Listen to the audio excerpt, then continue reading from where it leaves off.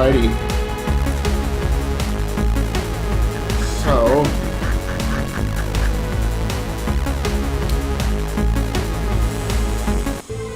first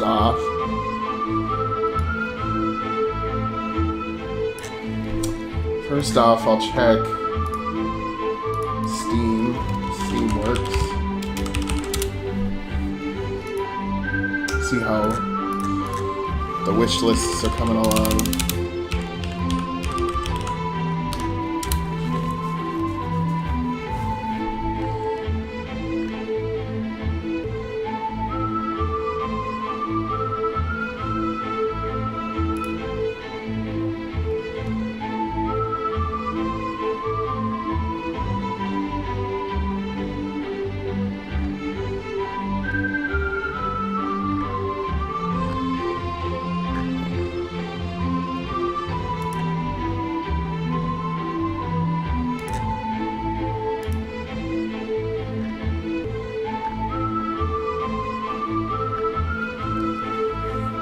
I was trying to release the soundtrack for Origins.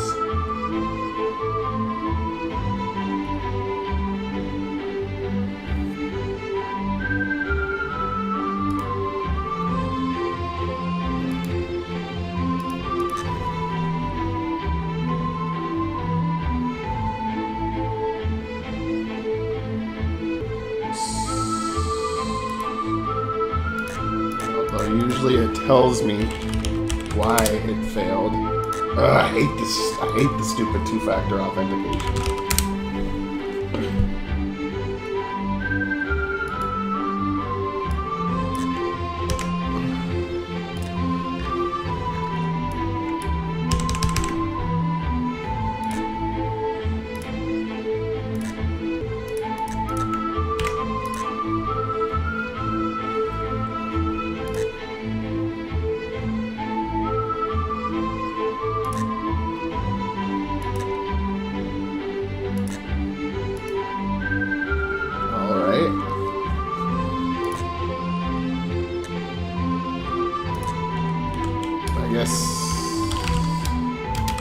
I guess I'll just mark it for review again, because I think it's just because I took a long time to reply.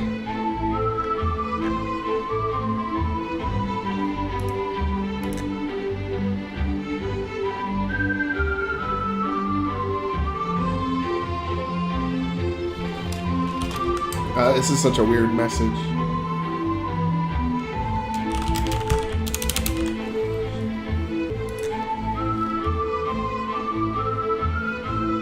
Okay. Let's see here. One thing I'm really wondering how to do, because it's really bothering me,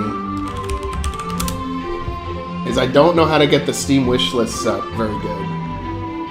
Like, I get a few thousand people that they like the trailer, the game looks cool, but we're only at 168 wish lists.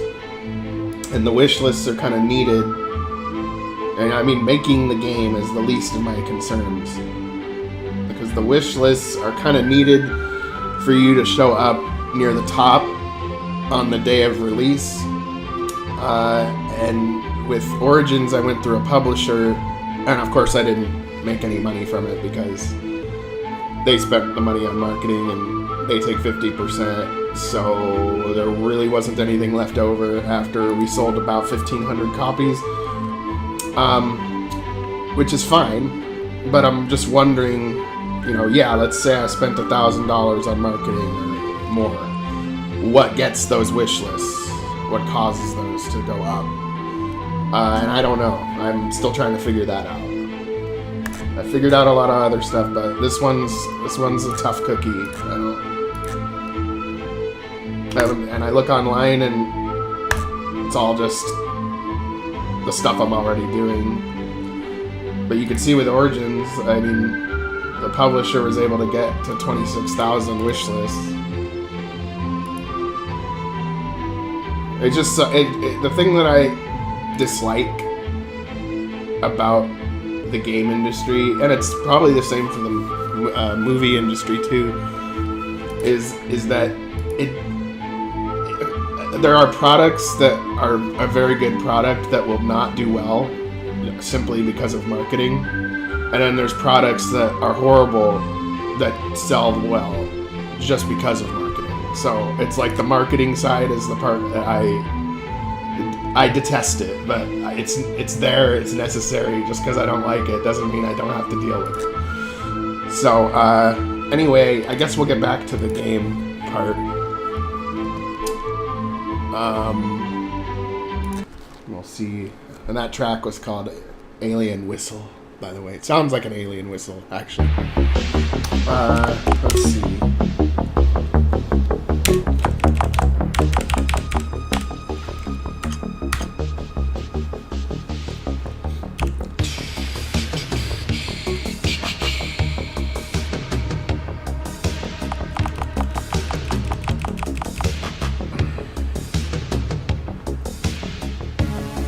Okay. I also didn't have a lot of chance to work on the game this week. More bullshit. But I will recap the story that we're at right now. For my own sake. Transferring the credits to Zerk's account. Now to get a look at that other account. Here it is. The contract is for a dig in the Virago Valley.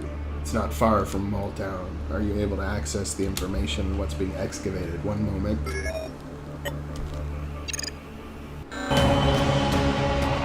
Damn.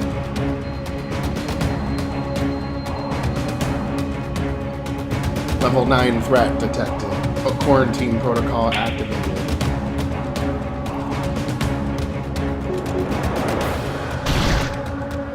Now, I set that enemy to be 1 HP just so that I could get past this point quicker. I do that a lot.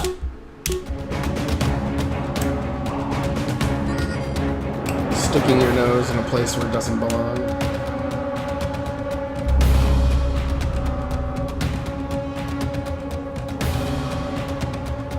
Shit, it's really him. A Malarian? What an unexpected surprise. And then, Relnor, get us out of here immediately.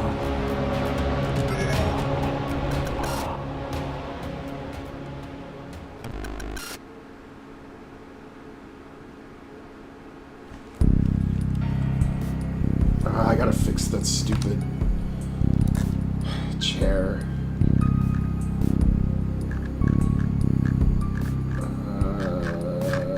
Bank of the Alliance, where are you?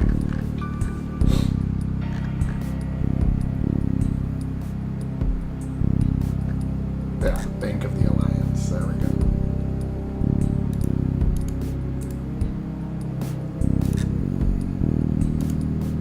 And what tile set does this use? Mole Town inside, okay.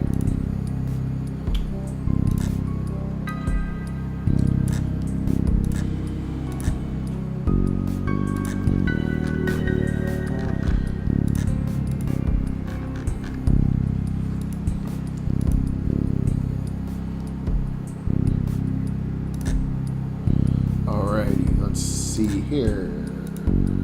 Now back to the game. Cronus 13, are you there? Did it work? We found Relnor. The transfer was a success. Zeron, he was there too. Somehow he was able to interact with the virtual environment. So we're good to go? No. We have a bigger problem. We encountered Kern. What? You mean that Kern? There was another account, a trillion credit transfer, a dig in the Virago Valley. Whatever's out there, it's big. We can talk about this in a more private setting. We don't want to draw further attention to ourselves. We've been at this bank terminal long enough. Let's get back to Zerk. Affirmative.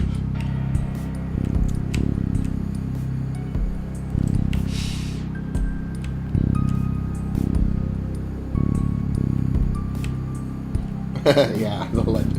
Hey, Joel Deagle, what's up? Yeah, the legend does continue. I'm okay. One sec. I'm I see that my chat box is sort of misaligned. Oh no, there it is. That's actually just right.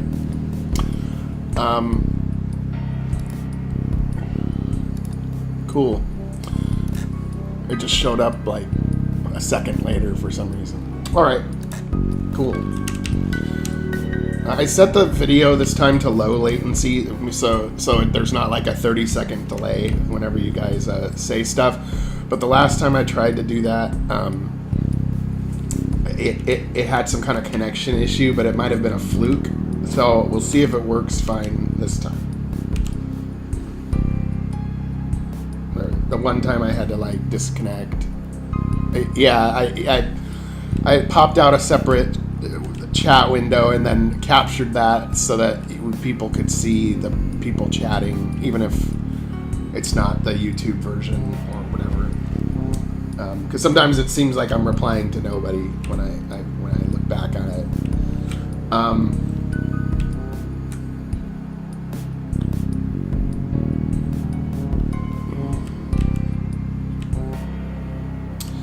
So then this will be our final interaction with Zerkt.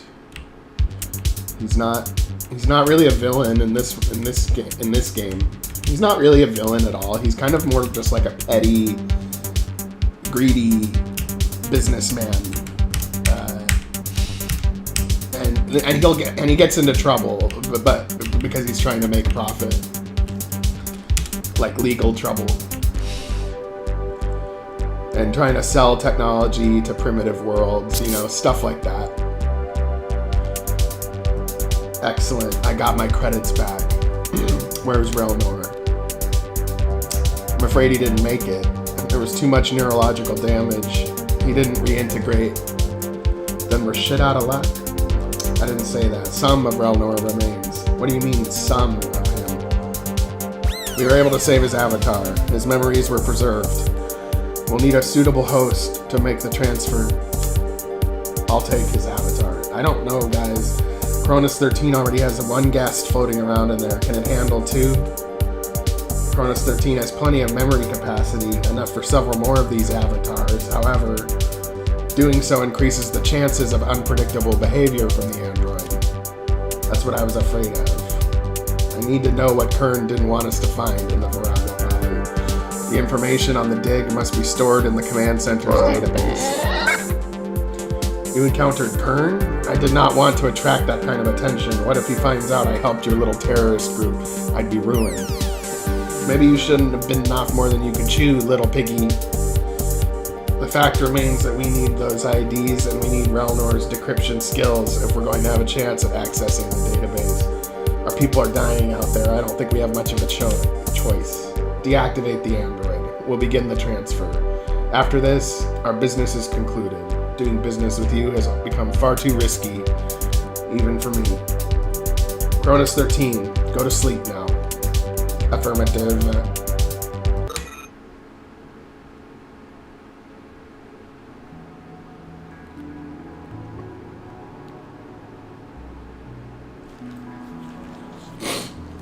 Yeah.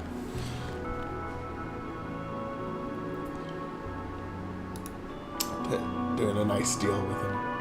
Now, it is weird though. The box, it's like it updates if I click on it, because I have a separate chat box open and it updates when I click on it. Maybe, I don't know. We'll figure it out, I guess. Where am I? The last thing I remember was escaping from Kern. You didn't make it in time. Your body is dead. They were able to preserve your avatar. What? I'm really dead? No. I offered to host your avatar. I think this place is me? And I guess Zeron as well? We must be inside your neural net. I guess that means I'm stuck with you. What's happening right now? My systems are undergoing a diagnostic startup routine. They must have completed the transfer. Yeah, no, Relnor, what happened was that Relnor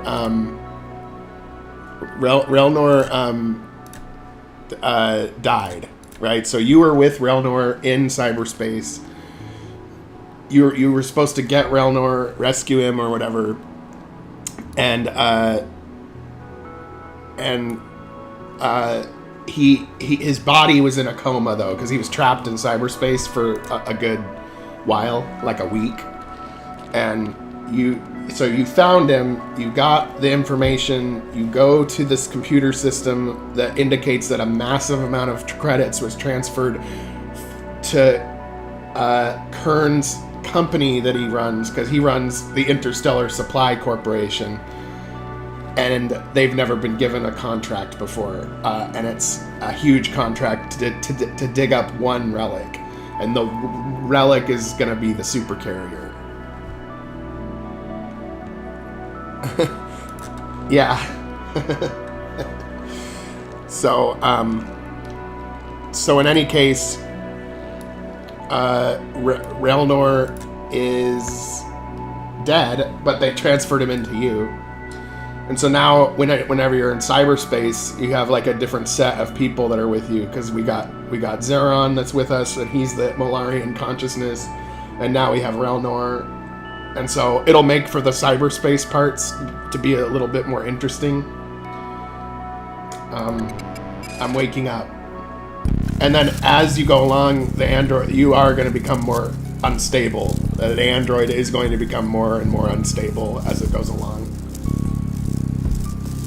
Transfer successful. Cronus 13 is coming back online. Diagnostic self-check. Processing. Are you sure we didn't screw it up? No, but let's give Cronus 13 a minute. All systems nominal. I told you all we had nothing to worry about. Cronus 13, do you have Relnor's memories? Accessing. Affirmative. We need to get into Moletown's operations center. Can you get us inside? One moment. May I access the controls? Yes, of course. Applying template, fabricating clearance level, transposing physical appearance, modifying DNA signature. Our IDs have been created. We have taken on the identity of a mainframe maintenance crew. We will be able to enter the facility, but not sure how long it will fool them. We have a 64.8% chance of being discovered. Then we'll just have to fight our way through. We don't have any time to waste. Let's get moving.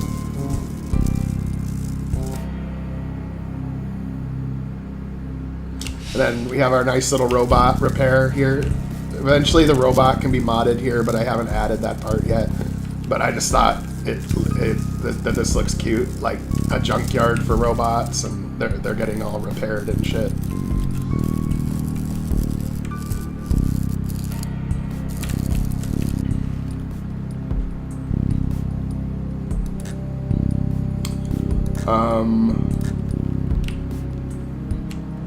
Let's see here.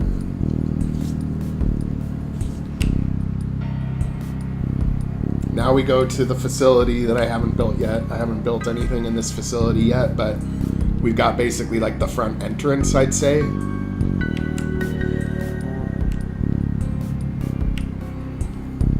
got some nice ESA vehicles, some mechs. Guards like, walking with their flashlights and shit, and then this is what's next. This part. So I gotta make a door. I think I gotta make some ESA propaganda on the walls.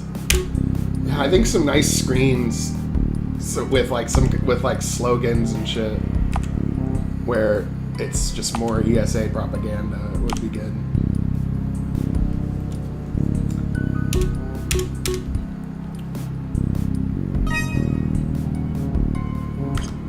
Yeah, no, I made this during the week. The first part of the week started out really good. I had a lot of time, and then more bullshit happened like 2 days ago, and then I haven't been able to do a single thing because of the bullshit. So, and Saturday's kind of the day that I force myself to work on my game, whether I feel like it or not. Today's a day I'm not feeling it as much, but I'm just gonna do it. When other shit gets in the way, it's harder to be creative. I guess I'd put it like that.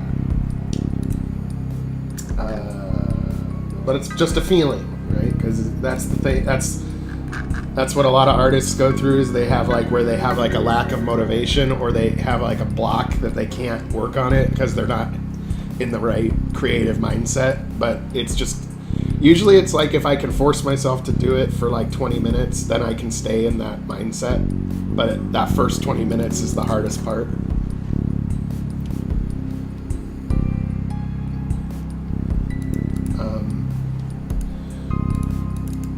I want this door to be kind of big because there'd obviously be vehicles and stuff in this facility.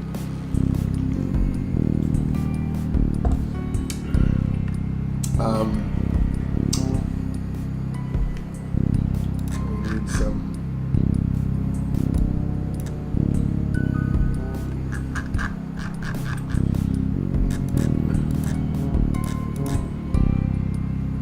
We need some.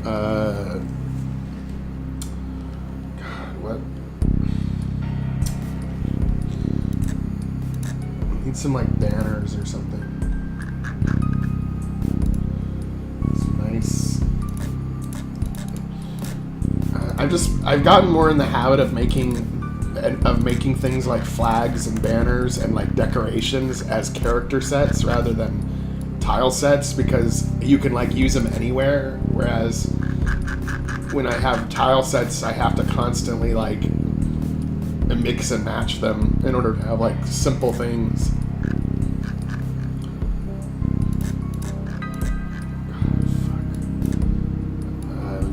I lose track of all this shit. I should have had more organization in my naming from the start, but you know what? It's too late to go back now. It's too late to go back now. So I'm just gonna deal with the clusterfuck.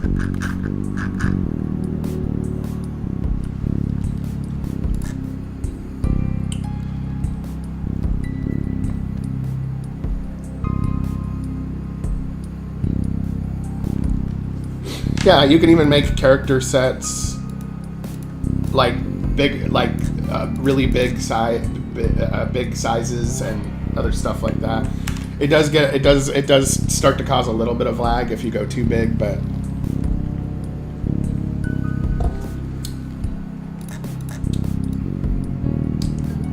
it is what it is. No, but I think this facility needs. The flag, it might be good for the inside, but I think this one needs like those banners that say strength, unity, and victory, or whatever. I gotta go to tiles because I know I have it in a tile set. I forget which one, but I remember.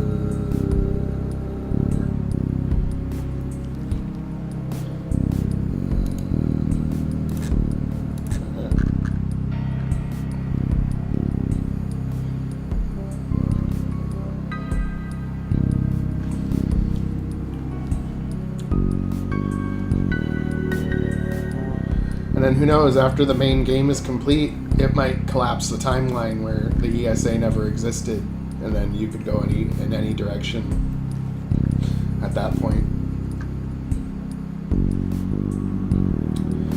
It's kind of meant to be a franchise where anything can happen. If the sequence of events went super weird, anything can happen.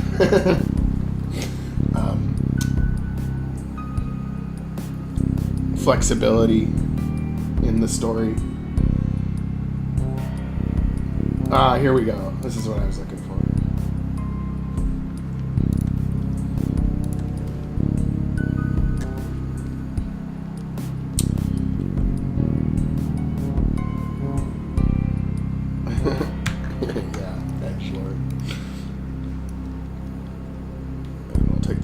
massive banner. I mean, you can trust the ESA. They've done everything right. 144 by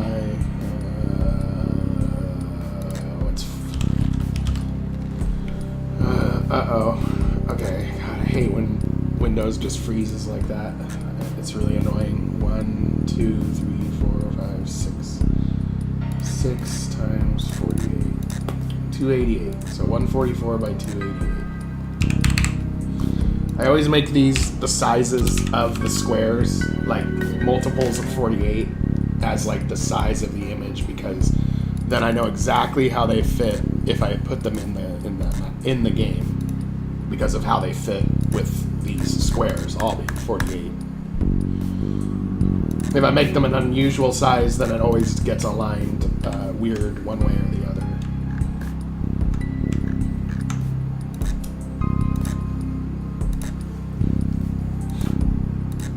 We go 300% by 400%.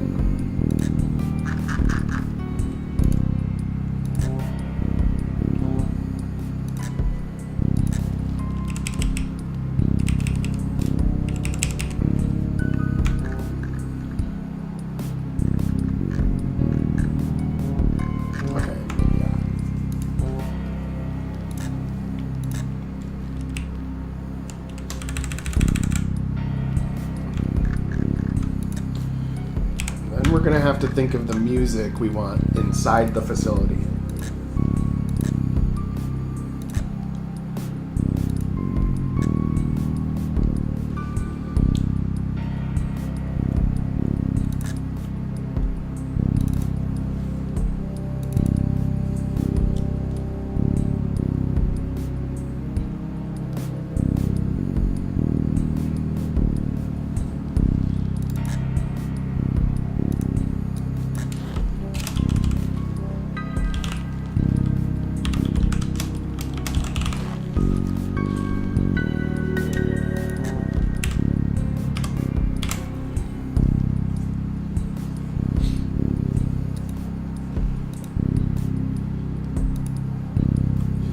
But one thing we gotta do is we gotta make the rebellion feel more real. Right now, like the main plot of what we're doing makes sense. The characters make sense, but the part that we haven't successfully pulled off yet is where it feels like there's some kind of occupation or some. It seems like we're very free to walk around in this world, even though we're the rebels being, oppressed, right? So that there has to be something a little bit more, I think, that we've got to figure out. I'm gonna try to probably do it with the NPCs. Let the NPCs do a lot of the heavy lifting there. Like maybe have like when you walk in the city, you have like maybe people like chained up or something, or have it where you're free to work, like an attitude of where you have relative freedom to walk around, but they don't let you leave, and you get the amount that you get paid is much lower than what you should get paid, and poverty. And then there's people that decide not to live, they're not allowed to, but they decide not to live in the city, and they have the little scrappy like rebel towns like what you start out in.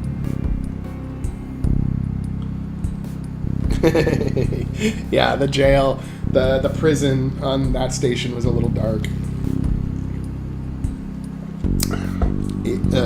Maybe a little darker than the ESA. The ESA is, they're almost like they just are trying to accomplish their goal, and they're willing to do whatever it takes to get there, even if it involves hurting people.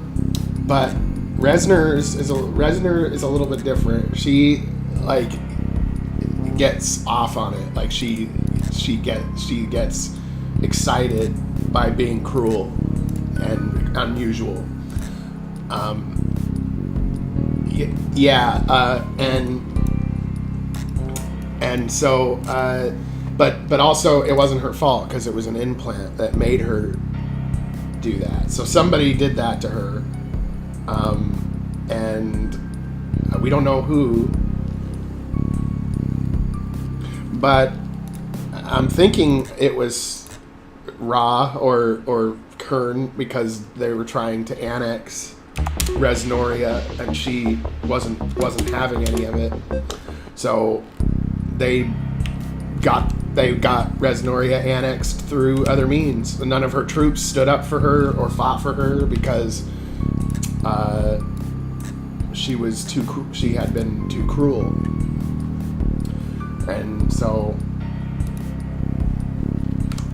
and then obviously when she joins you, that's going to be some interesting dynamics. Like, what did they do to me?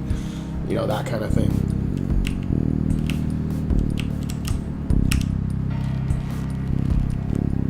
Okay, now what issue? Wait a minute. Is there 1, 2? Okay, 1, 2, 3, 4. 1, 2, 3. Okay, so we've got our banners are a little bit.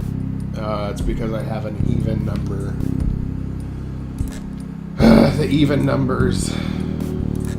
Oh well.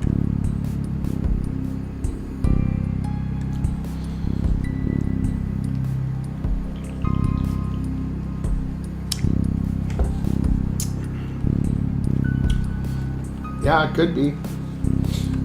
That would be a nice twist.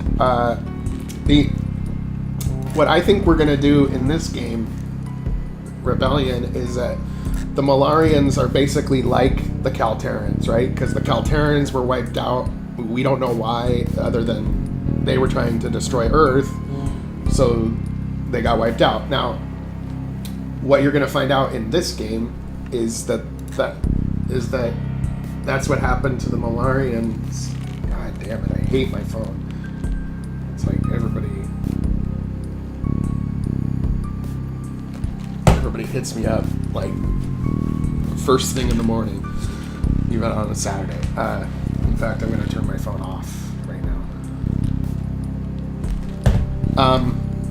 So what's going to happen in this game is once you get the you're going to find out that the Malarians were wiped out by the ESA, and most notably the Raven, right? Because in Origins, you're trying to get the Raven, but you don't know what the Raven was doing during this whole time it was doing shit. And then at the end, Archer and company got the Raven and hid it away somewhere. In this, when you're in the Malarian flashbacks, you're gonna find out that it's the Raven, and you're gonna be blown away. Like, what? How is this even possible? And then that will lead you down the rabbit hole where once you have the super carrier, you're gonna go to a few other worlds and be like, it's the same pattern, weapon signatures that wiped this world out hundreds of years ago or thousands of years ago. What the hell is going on? And I think I want to make it so that the captain of the Raven was Ra, the secondary villain, and that he's an old man when you meet him in the game, but he's actually from the present. So he's from the present day in the game's present day, but he's actually an old man because he's been doing shit for years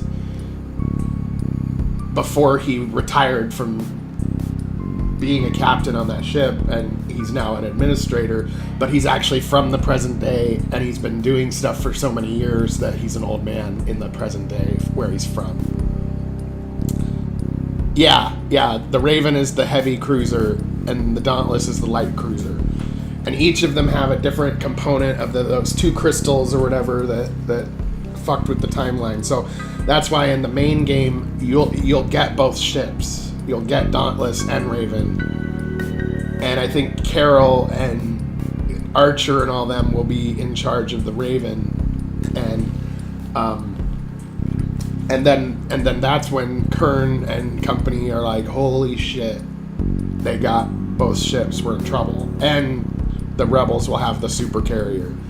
So all of that put together will give the rebels a chance and lead to a massive thing that we'll figure out as we go along. I think it's viable. I think it's a viable way to take the story. And so the main story of the main game is a subplot of this game. So, you know, this game is basically a subplot of the main game, and the main game is a subplot of this game. So, the main plot of this game is stopping the ESA from using this warp inhibitor thing. Otherwise, you're dead, you know, because you won't even be able to get trade anymore, you know, you won't even be able to leave the planet unless the ESA lets you. And that's the main plot, but the subplot is what happened to the Molarians, what wiped them out, and it'll feed into leading the player to realize that it's the time travel shenanigans from the main game.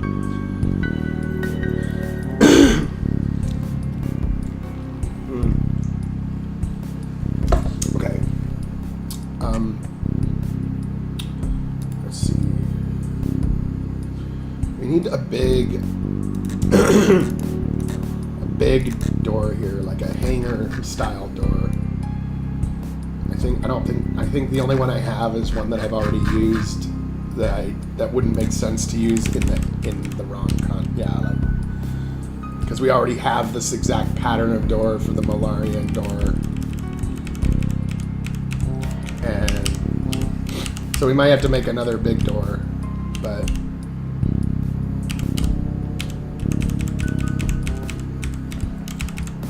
I feel like my doors are getting better.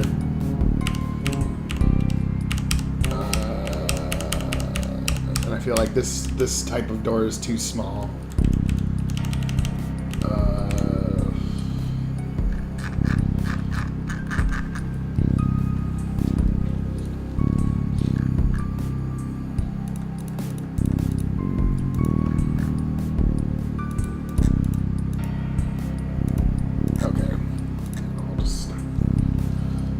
Make a door, I think.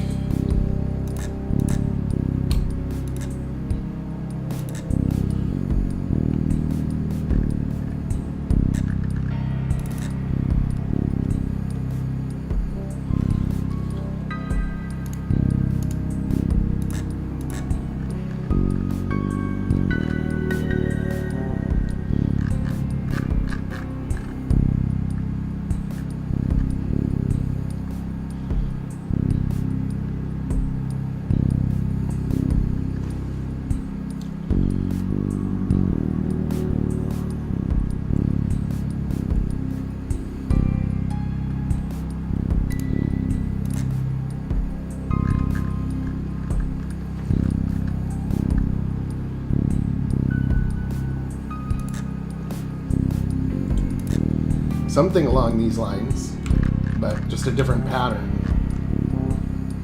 Oh, but this one's the smaller door. I want the bigger one.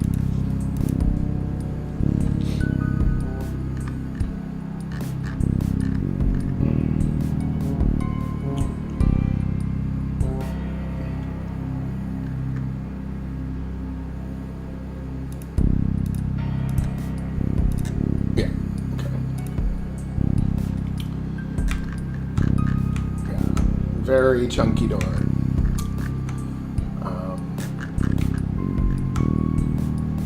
Now let's...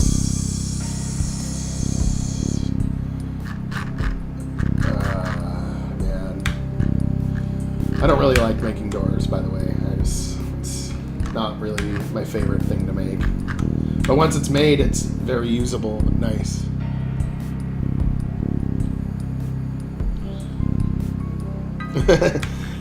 Sometimes I do the same thing where I look at the screen for 15 minutes and then I close out of it. It's like, it really does happen to me too.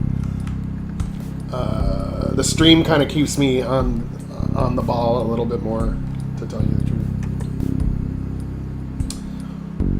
Okay. Now let's try to make this door quickly. Okay. Let's recycle some of the textures from our Mold Town tile set, because it's a door on a Mold Town building.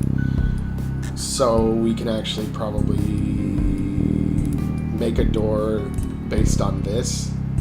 Ooh, yeah. We can make a door that is basically maybe this part. Like, yeah, like this type of thing.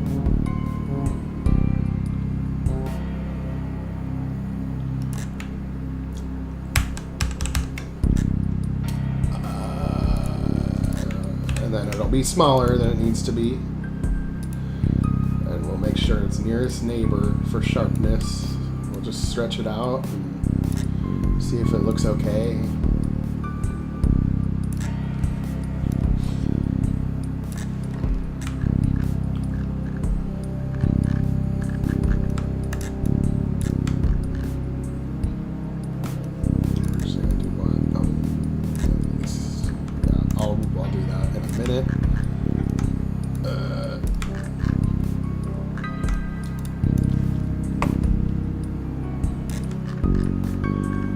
Yeah, I think that this could be a passable door, actually.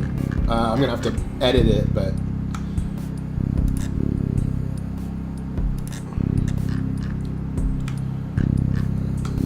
we'll give it a black border.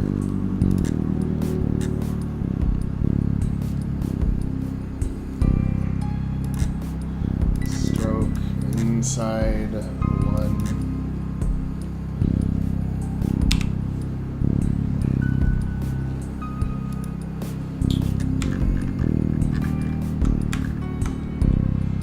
Maybe we'll do 2.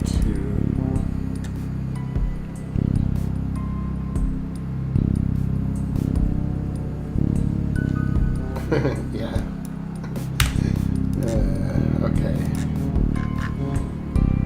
And we'll give the door a little door crack.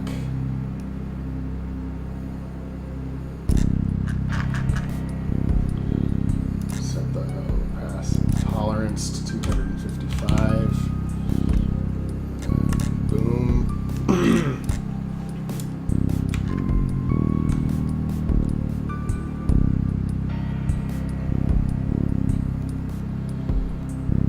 You know, I think this just works. I think this will actually just... I don't even need to make many edits to it. The only part I'm thinking about maybe, but maybe not, is this blackish part up here. Okay, do I need to or do I not need to? I think I'm going to be lazy on this one and not do it. Okay, so we'll rasterize the layer style.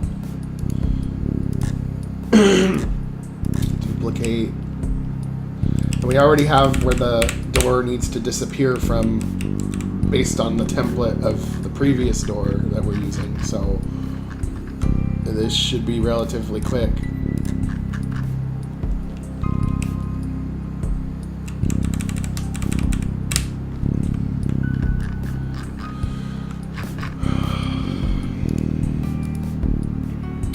Oh, you know what I should have done? I actually should have not done it this way. I'll do it because since all the doors are the same across all 3 columns, I'll do the left column first, and then I'll duplicate the whole column, and it'll be faster that way.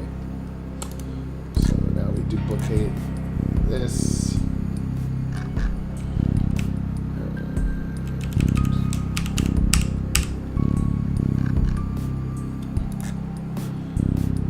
I think I'm gonna do it from here because that way it'll cut off the right parts that I'm trying to go for.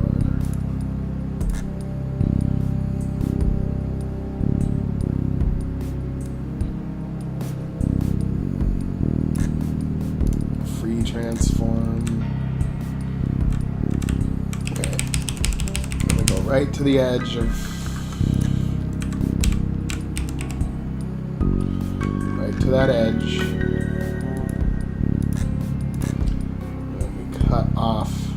part of the door.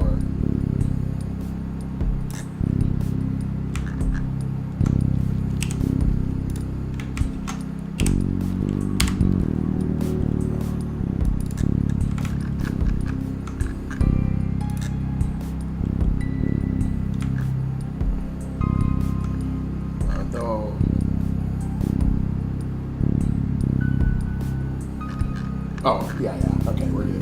Never mind. Then we'll move this part to the right.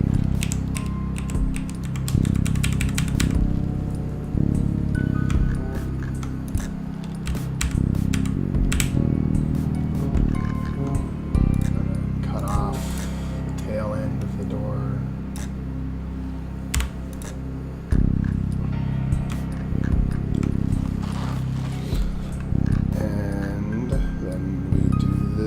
Again.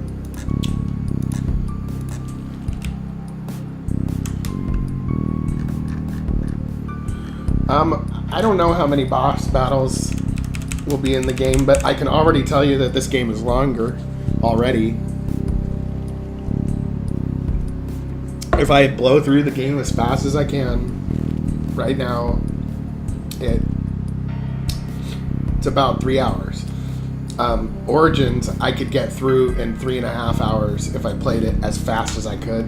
And when I'm doing this, as I'm doing it right now, I am always playing it as fast as I can, even with enemies having 1 HP and shit, so that I can just move to the next part as fast as possible. And we're only about 30% of the way done of the plot or whatever, so this game's definitely going to be more like, I would say more like in the area of the 10-hour mark if you rushed through it. And a lot of people don't rush through it. A lot of people take the sights and the sounds and look through every nook and cranny and shit. Yeah, it gets to be more like a well-oiled machine over time. But making the game is the least of my worries on this. The hard part is actually that I do the best I can at it, but I'm not the best at it, is the marketing side, which is also very important. And so my biggest problem that I'm going to run into is, wow, this is a really cool game that nobody found out about. That's going to be my main problem. And even though I do my own, like I do my own marketing as far as putting it on various pages and stuff like that, it doesn't necessarily materialize into people are going to play your game. Somewhat, but I've been sort of disappointed in myself at the marketing end of things. Like, I feel like I should be doing better than I am, but whatever. Marketing's not my thing. And it personally bugs me too, because it bugs me for the reason of that I know that there's a lot of really great games out there that nobody found out about because of the marketing. And then I know that there's a lot of really trash games out there that are garbage, but they were successful because of marketing. So it's kind of like, it's kind of like, this is not fair, you know, but it doesn't matter what I think. It's just that that's the reality of how the industry works. So it is what it is.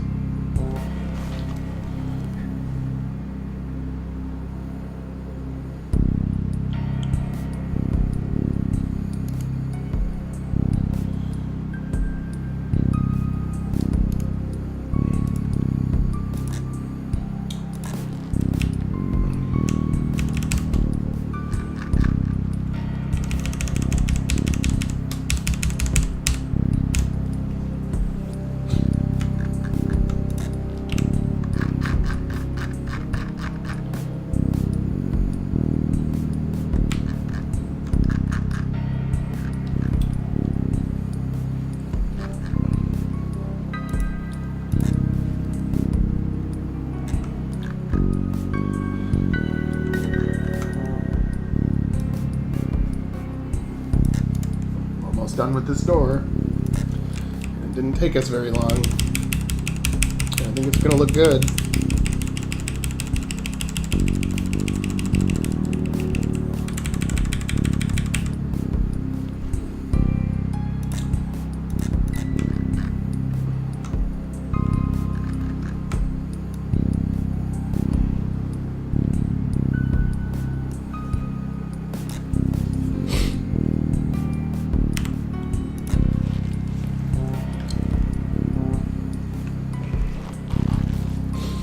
Hopefully the placement of the webcam / chat box is in an okay spot. That's like the spot that it feels like that blocks the least stuff. Like you can still see the Photoshop when I'm messing with the layers in Photoshop / doesn't interfere with the dialogue in game. You do miss something because it does take up a portion of the screen, but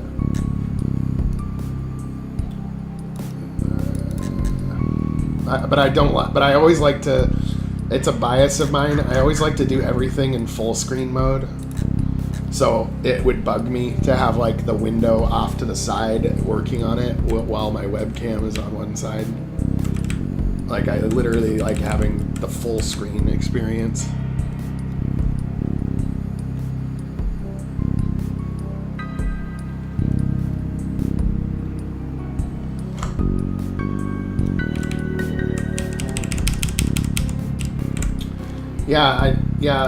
I mean,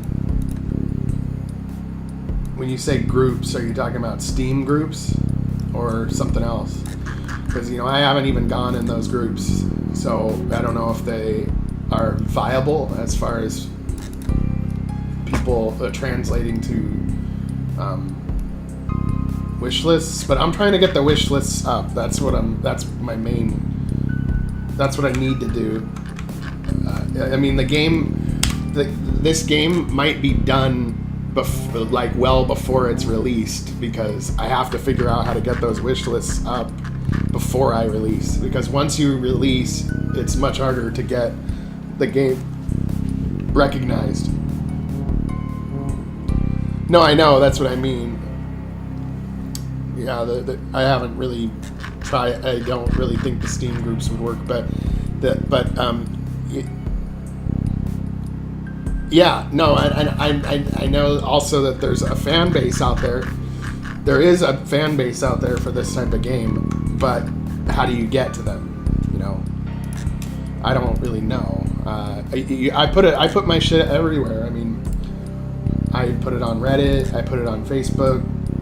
I put it in all the Discord groups. But there's something that causes those Steam wish lists to happen, where somebody says, I will wish list this game on Steam. One thing I'm trying to do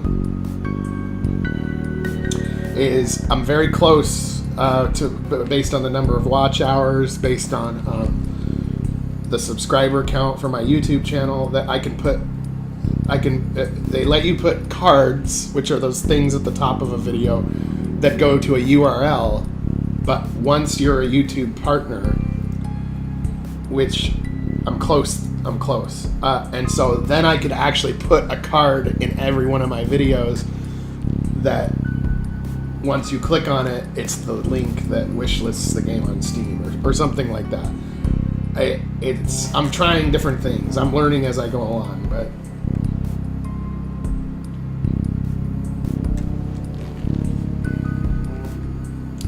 But that's my biggest problem right now, is marketing. And I don't like marketing from the start, so it's also hard to motivate me to work on it. But I am working on it.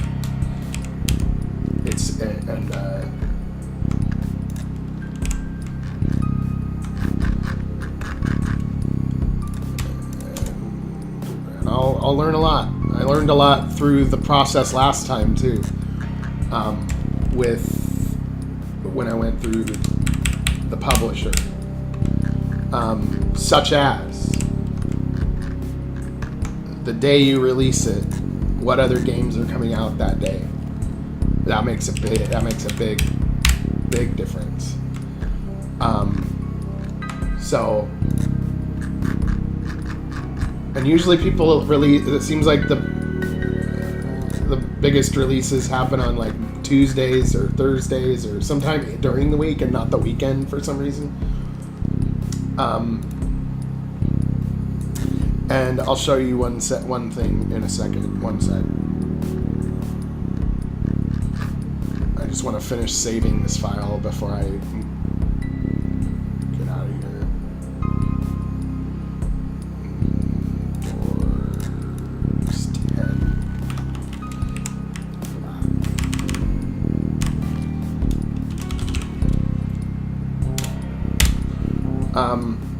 So if I go to SteamDB, for example, and you look at upcoming games, you can see that we got, like, if we go to like next week, you'll see, okay, this game had, and by the way, Origins, when it came out, had around 2,500 followers. So if you're thinking about what day to release, you might want to pick a day where there's not. So what happened when we released Origins was that the date that we didn't look closely enough at the dates of other games coming out, and so 2 AAA games came out on the same day, and that kind of prevented it from getting to the top of the list. Because what happens is that if you release on a day, let's say you release on this day, like the April 4th ended up being a good day, and my game had 2,500 followers on that day, and I released on this day. What happens is that if your game was #1 on that day, you end up being on the Steam global page, which is like the top 10 for that day, and it shows up on the Steam global page, meaning if anybody signs into Steam, your game shows up on there. And then it stays there for quite some time, if it even got there in the first place.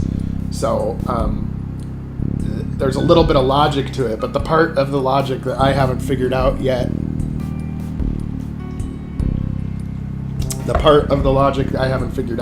is getting the wish lists in the first place, because the wish lists get your game to show up. Like, so for example, if I was looking, let's say I was looking for RPGs, okay? Oh, yeah, I do want to play JRPG. What's upcoming? All right. Well, Origins had enough wish lists that it was showing up on page 1. It was showing up like 4th or 5th on the list of this list.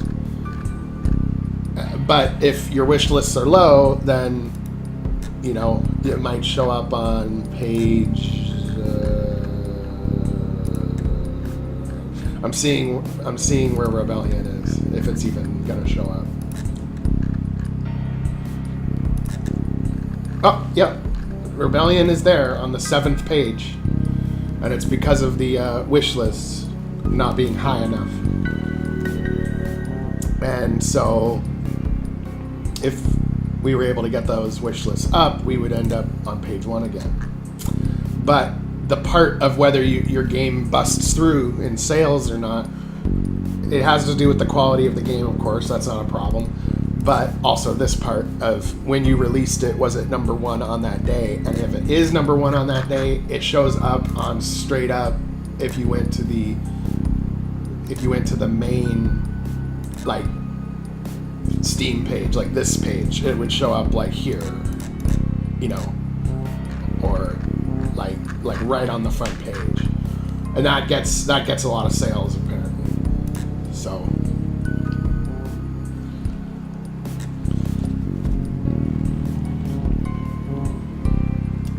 yeah, it comes down to there's something marketing related, but I don't know how you would get those wish lists up.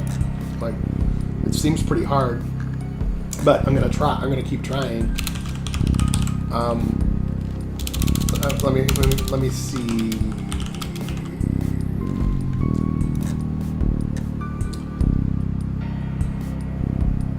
I'm seeing how many followers it has.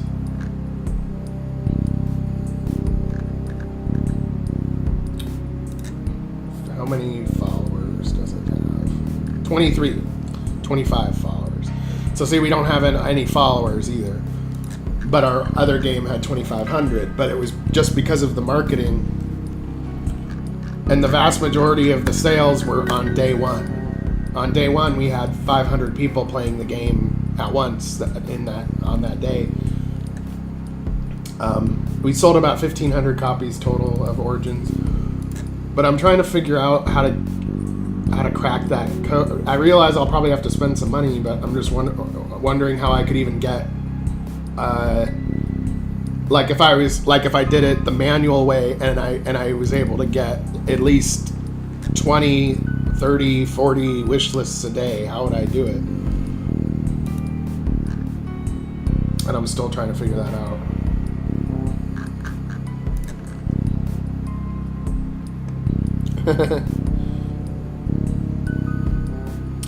Yeah, I don't know what the best bang for buck is. I don't really like spending money on marketing. Sometimes you have to spend money to make money, and money isn't even the main point, even though I of course want more people to find out about the game.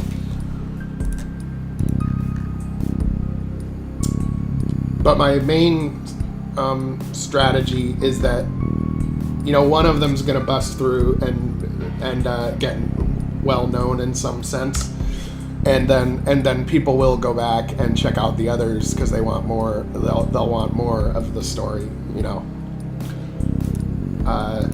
That's my main logic I'm going with, because that's what I would do. I mean, if I found a new game that I really liked and I found out that they had already made like four other ones, I'd be like, hell yeah, I'm going to be playing these 4 other ones too.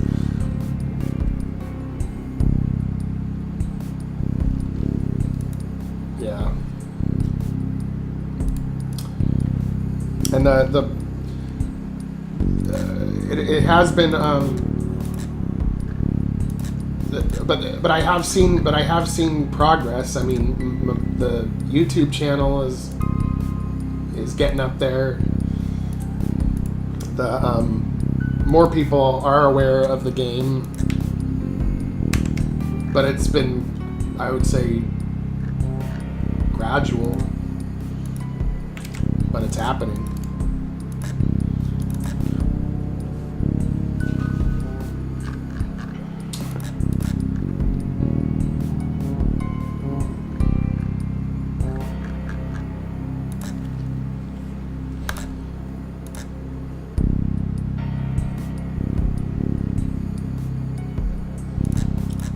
Let's see how this door looks.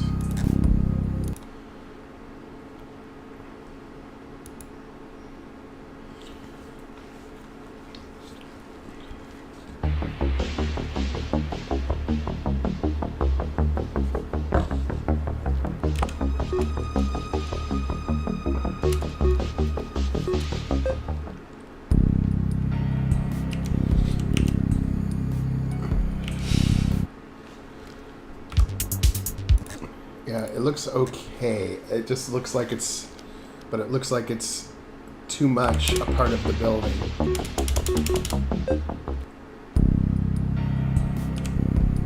It needs, I don't know, it almost needs like more of a border or something, more of a, like a rim around it or something.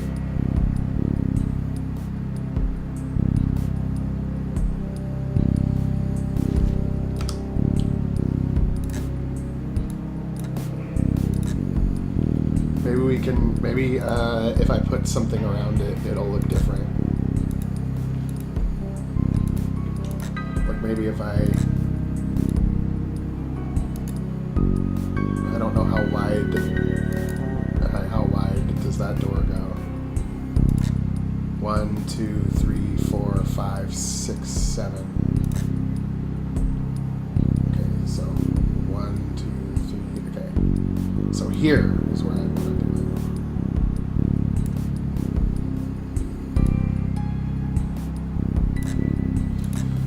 Testing these different walls to see.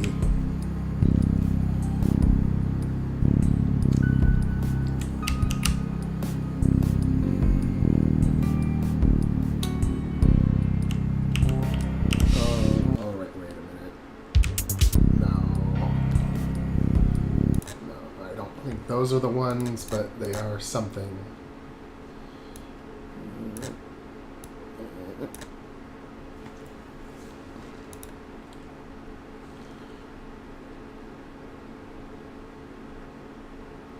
Yep, I always use odd numbers so that the character can walk in the center. If you have like a computer console, right, that's 2 squares across, then no matter what, your character can't walk to the center of the computer console, which is really kind of dumb. So I do everything in odd numbers. Okay, I think that does actually look better, but the banners need to be out of the way a little bit.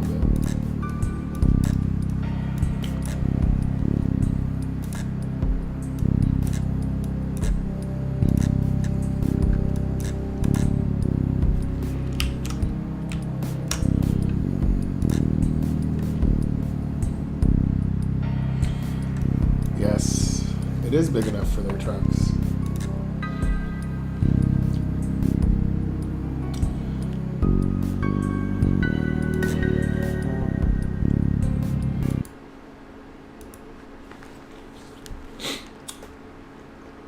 And now I gotta make this facility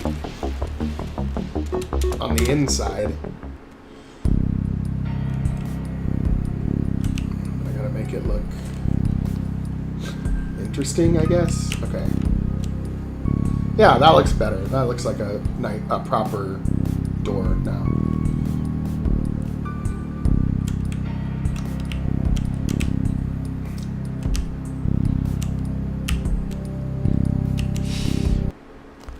Of course, we're not trying to go into the casino. God, the casino is like actually kind of a cheerful part of this game with Conky Donger and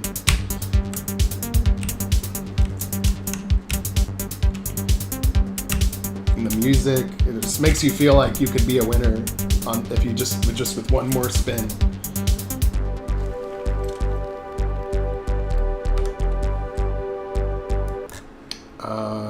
Okay, so now we're going to work on the inside of this facility.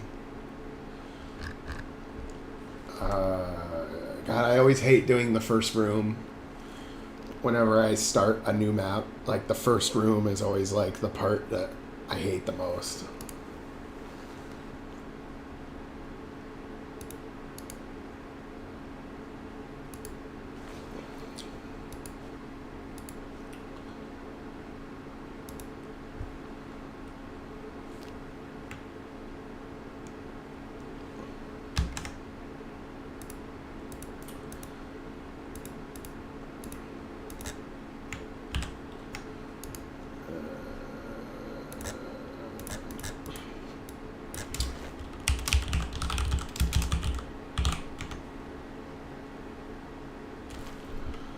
I'm only copying and pasting this room so that I have like a basic tile set to work with already without having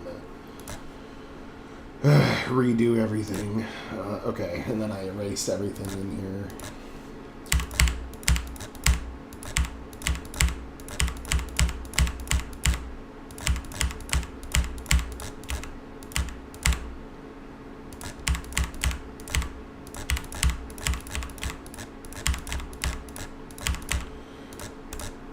So when you first walk in here, they think that you're just a maintenance crew, so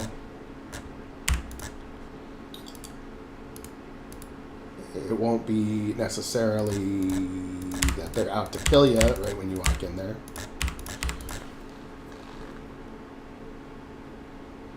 I've done it from time to time. It's really annoying. I really hate how this is organized, like the way that it works. I don't like the way that the mapping is organized in RPG Maker at all. It's like set up to where you'll lose track of your maps really easily. And if you accidentally drag it, you have to like drag it multiple times to get it back to where it was. And yeah, it's really annoying.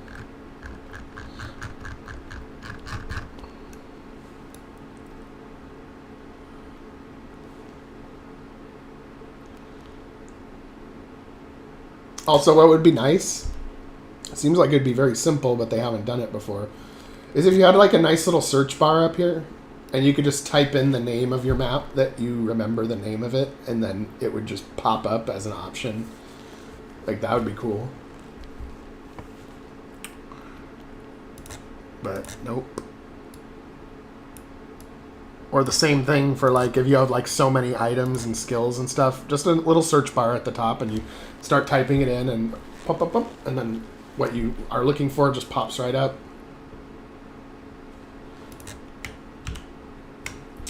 Oh, you know what's funny is I didn't even know this existed. The multiple years that I've used this program, I never knew this existed. This will help me.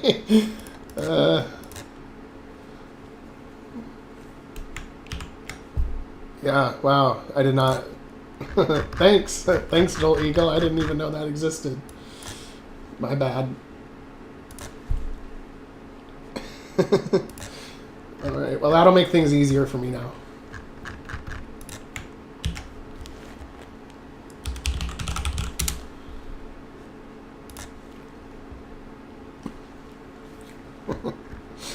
No, I'm really surprised that I haven't figured that out yet.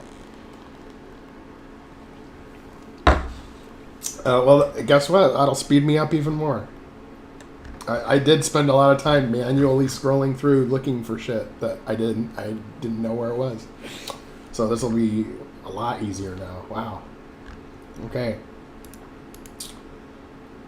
Bravo. Okay.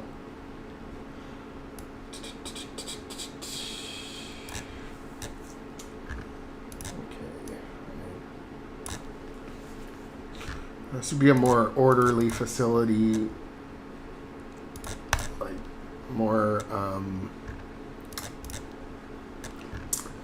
hot, like not rusty and shit, but like, you know, it's like their operations center, so it's gotta be a little bit more high class. Ah, white, too much white.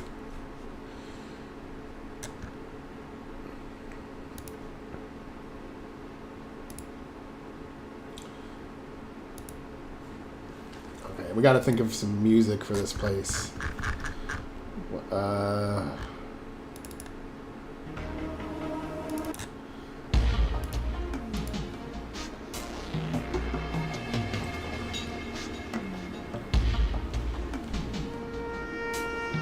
Maybe this one. Maybe this track.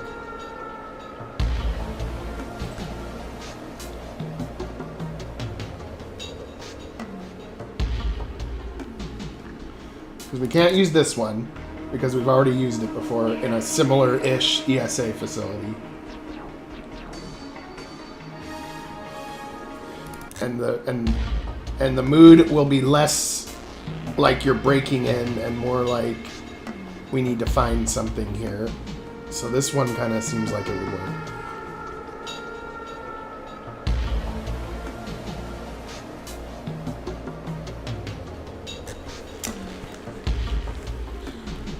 Well, I narrow it down by I listen to a track that I think might work, and then I just see how it feels. You know, like I play the game and like, how does this track feel if I enter this room? And then it either makes sense or it doesn't.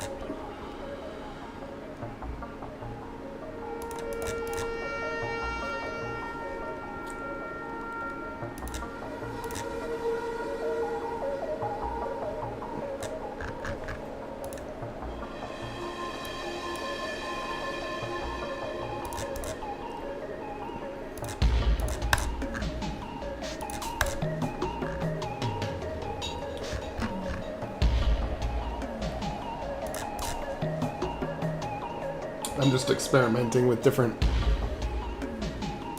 looks of the floor. Oh shit, I didn't mean to do that one.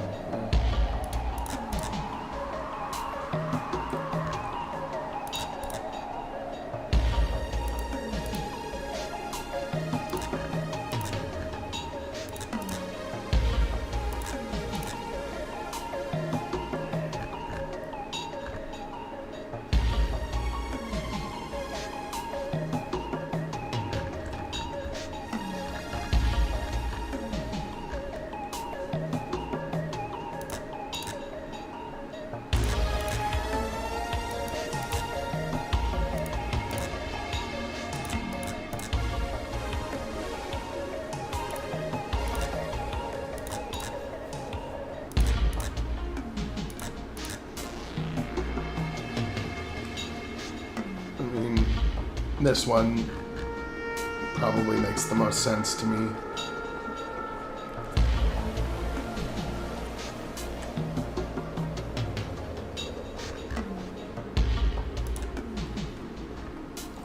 There might be some other choices too.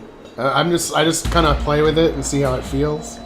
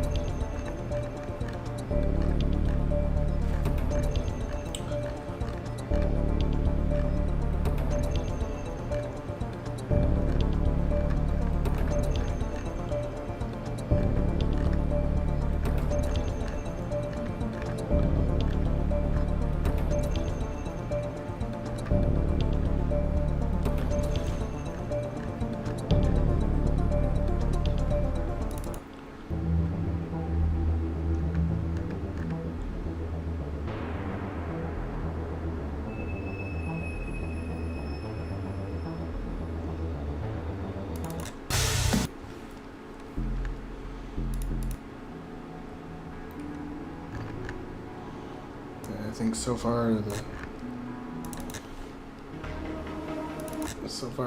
be our,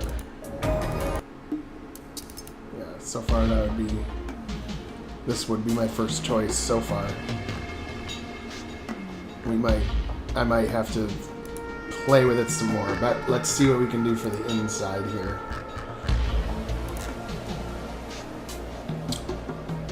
Now the inside, I think, would be where you have more, you might have like a lobby area that has like, that has vehicles and stuff inside, but then there might be like a check-in desk that has like a force field you have to go through or something. And I think that this map, the width would be wider and the height would be taller.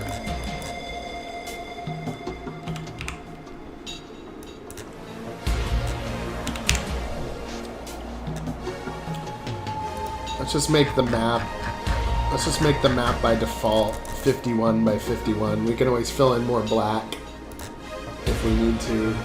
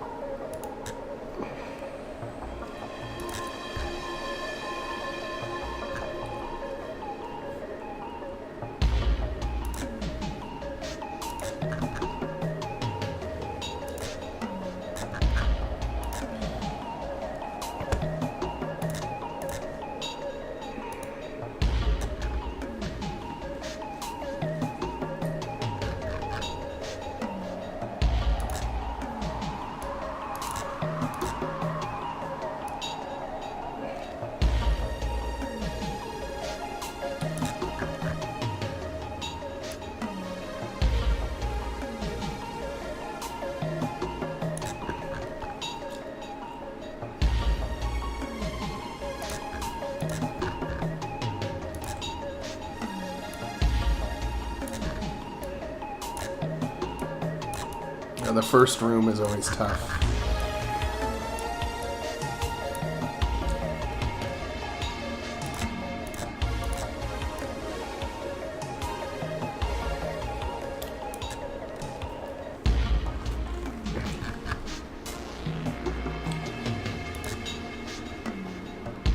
I think the first part of the room would have this metal grate floor.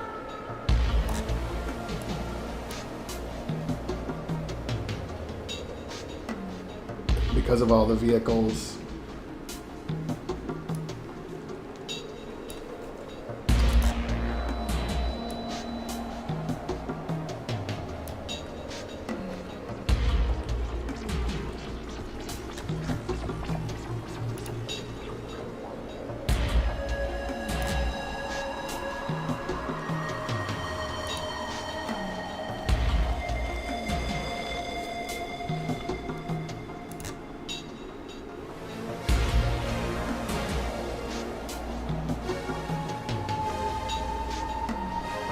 And then there'd be some walls right here.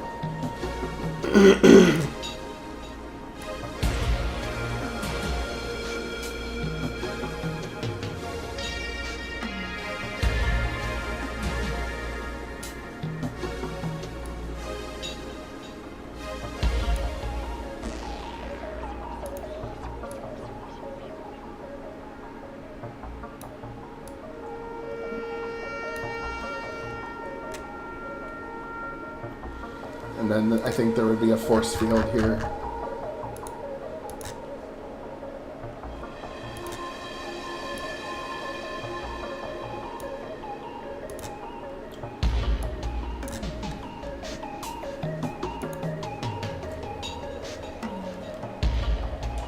And then in the part where you're being scanned, it might have something like this.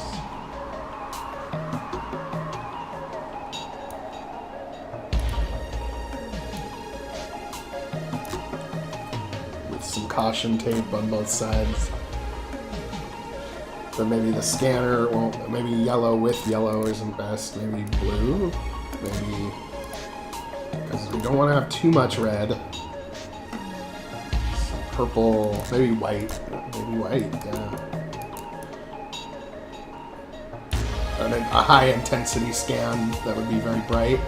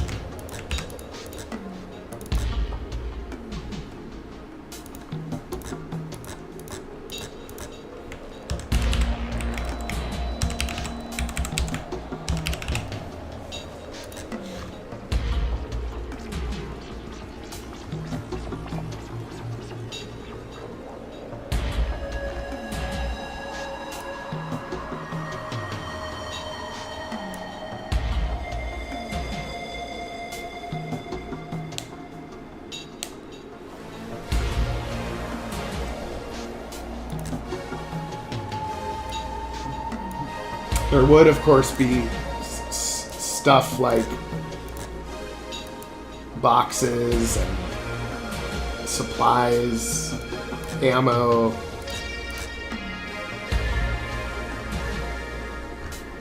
Lots of boxes.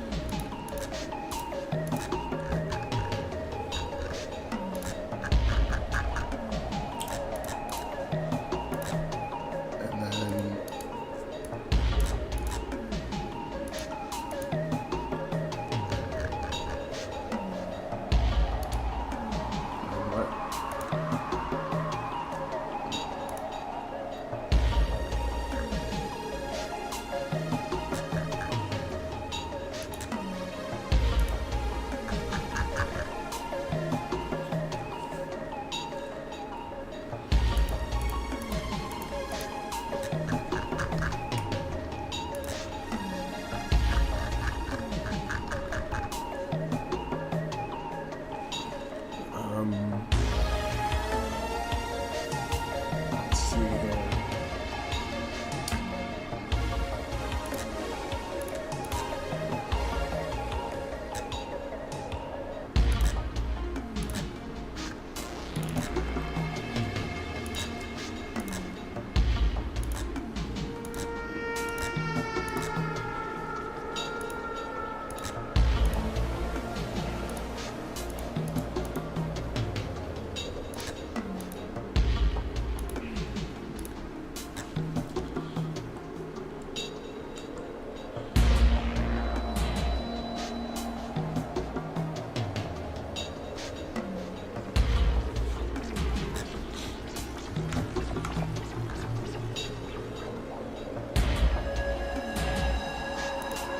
I think I'm gonna make a new layer altogether because I don't want these vehicles and shit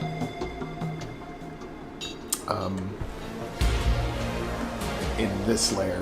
And we have a full E layer that we haven't, we're gonna swap out with different stuff. So I think I'm just gonna make a Moletown E2.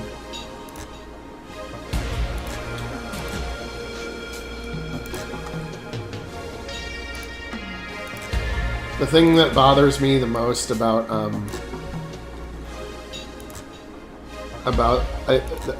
the tile set system is that I like really need more of these, like A, B, C, D, E, and then F, G, H, I, J, K, whatever. That's what I would like.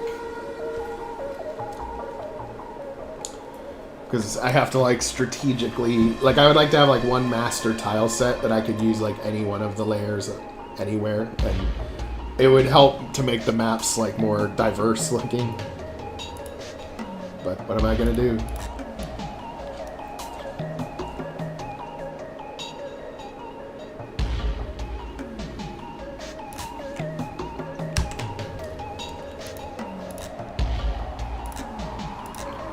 E2.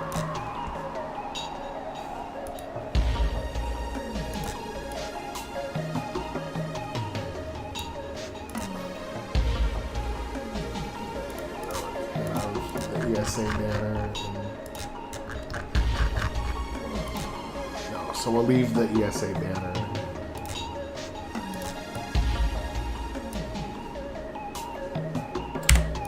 I see a situation in which this little table could be useful, but actually I'll have to get rid of this too, but we'll put it in the other layer.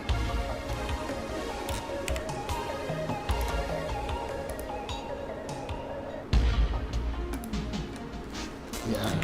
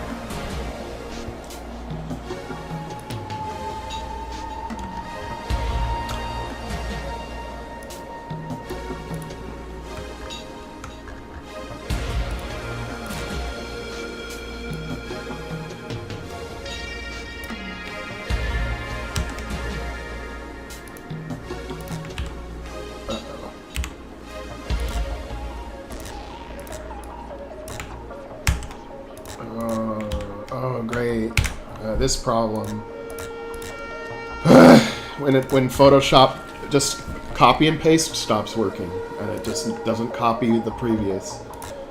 Like, if I literally go copy or edit copy and then paste.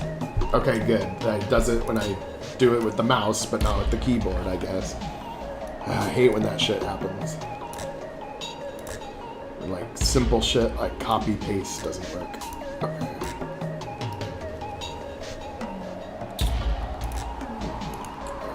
A mirror version of that.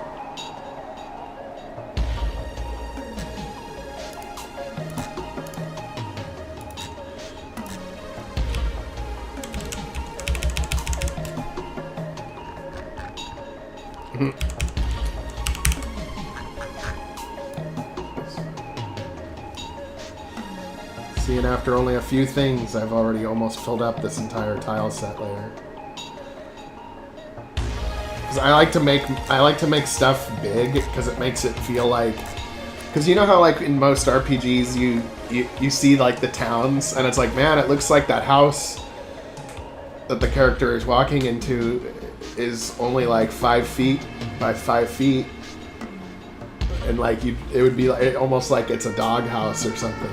And then you go inside the house, and then it's much bigger on the inside. And then people always make their walls like just two tiles tall, and I make them like 7 tiles tall, you know.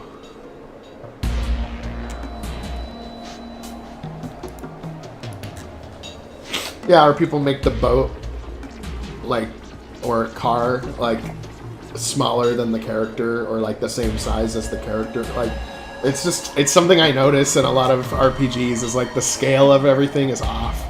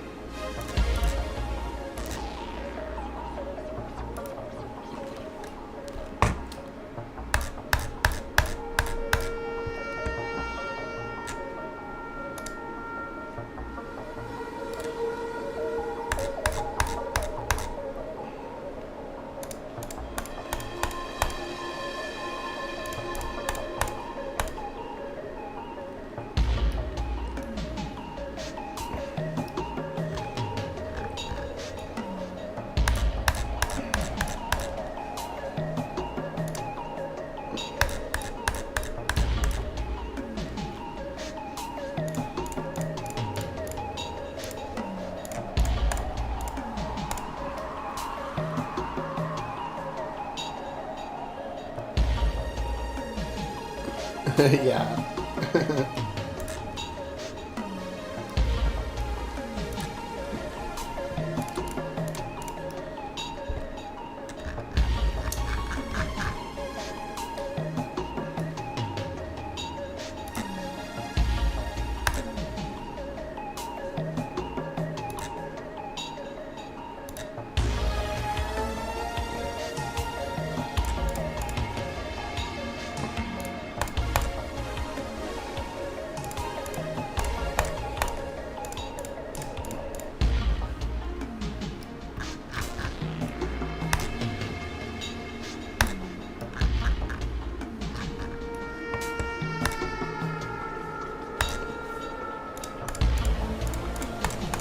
The passability shit, I also hate. Like, I don't really like doing this part.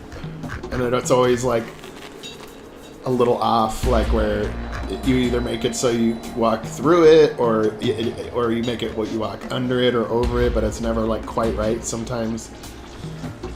Like when you're trying to make somebody sit in a chair, but you want to make it so that you can walk behind the chair. The character's head shows up underneath the chair. It's just really annoying.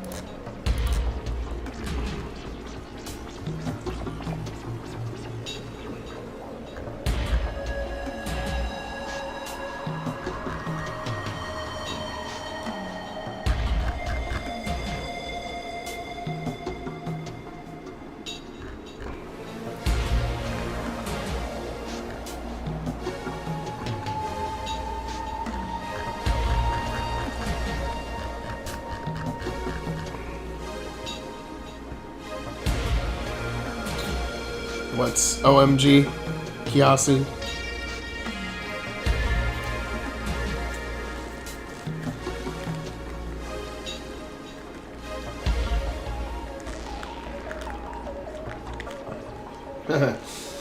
No. Today is Saturday. Yep, today is Saturday. One thing I did do that's a little different this time is I set my video to low latency. So there should be less of a delay and when interacting. But last time I tried to do it, shit got fucked up, so it might have just been a fluke that one time, but I decided to give it another try this time.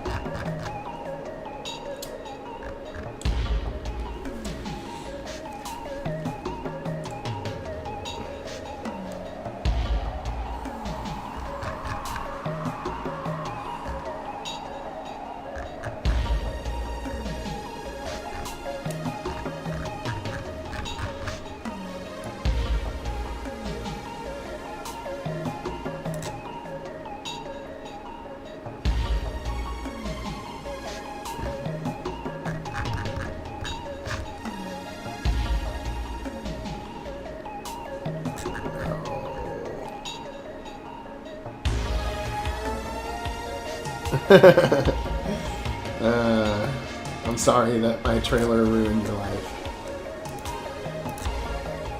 I know. I had it on loop for a little while there too.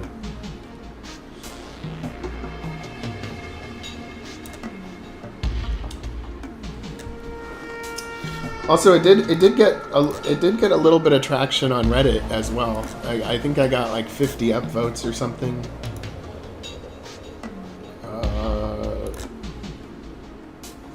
Let's see.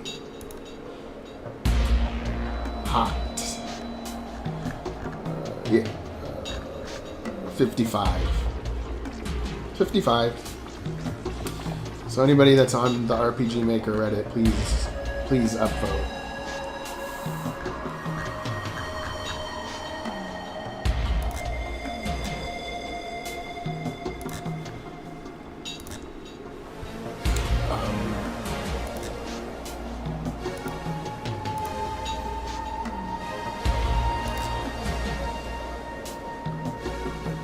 Hey, Nerd Mansion, what's up?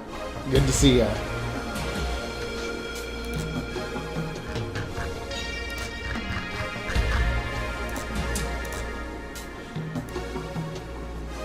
Yep, we're just trying to keep improving, doing our best.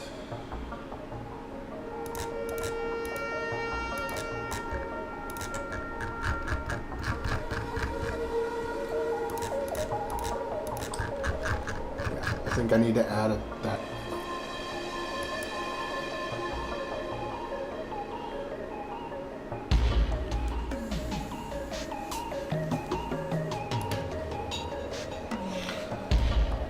Well, I'm glad that it was able to have such an impact.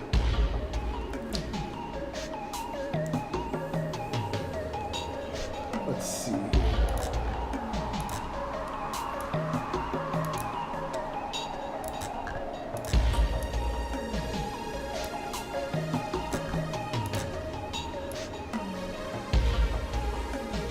I need some, like,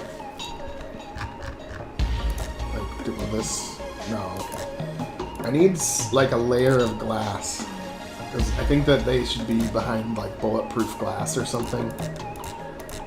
The person at the desk.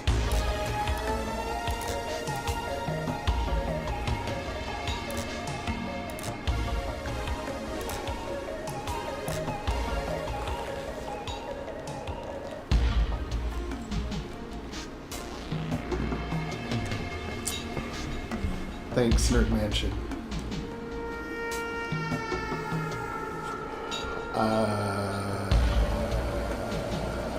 Okay, yeah. I think I know how to pull this off. We'll just do a nice little piece of glass right here, which will be very easy to do. Just fill it in with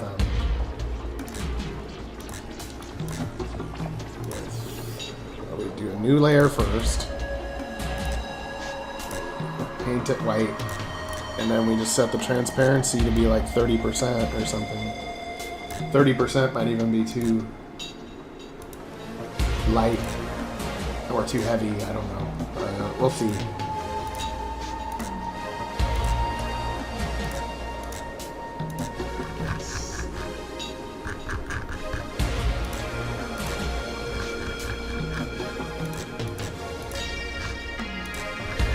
Wise.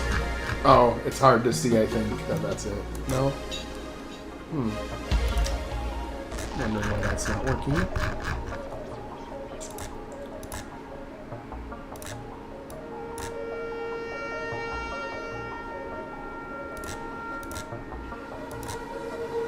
Oh, because it's not going to show up in the corner like that. And it's going to be hard to see. Ah, there it is.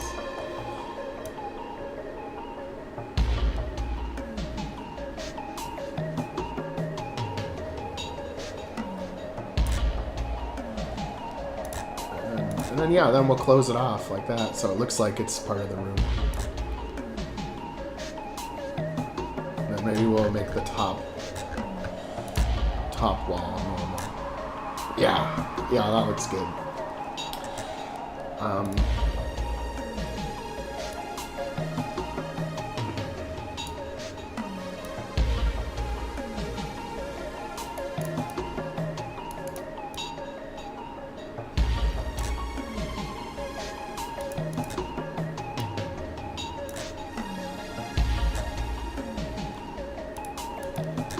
But this is going to be a problem because it only lets you overwrite it twice with tiles. Damn. Okay, whatever. I'm just going to have the character standing at the desk. Or I make a character with that it has a chair behind him, like as the sprite itself. That's how I could get around it.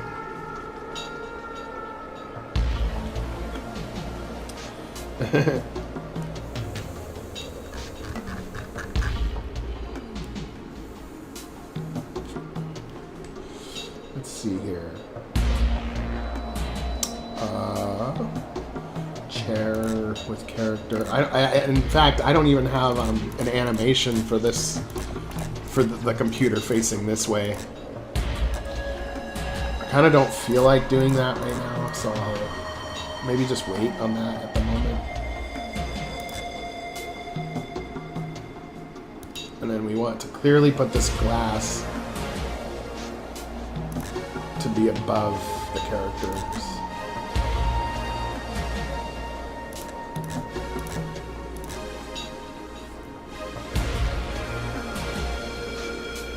Oh, Jesus.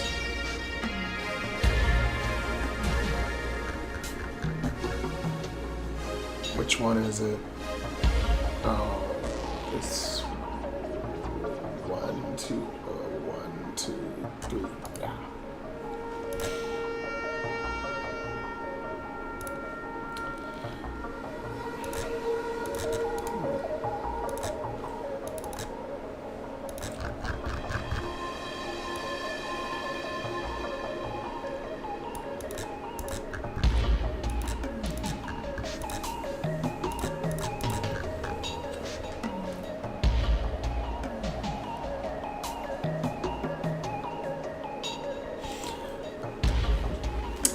I've noticed that on Reddit, the upvotes and stuff, like sometimes it's not accurate. It re-uploads and it's a little different.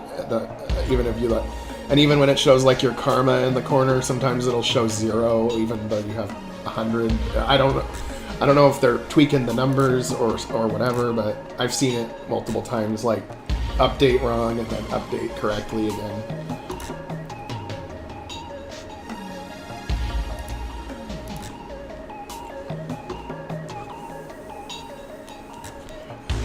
No, but I do get people downvoting stuff too. Some people don't like. Some people comment that my game is too dark, and that they want a more cheerful game.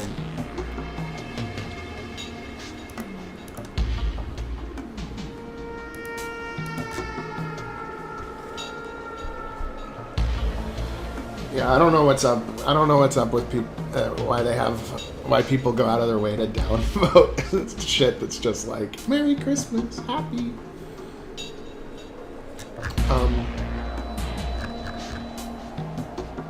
Let's see.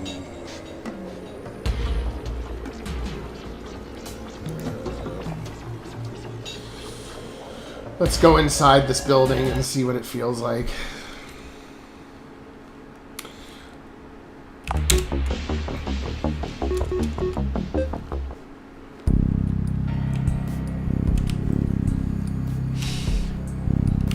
Okay, the music didn't change.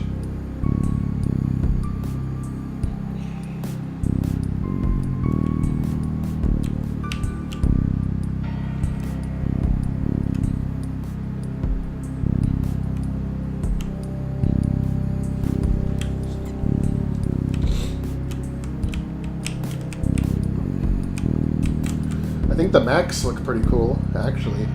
I'm liking these. I can't necessarily animate them very well, but if they at least are good props, stage props.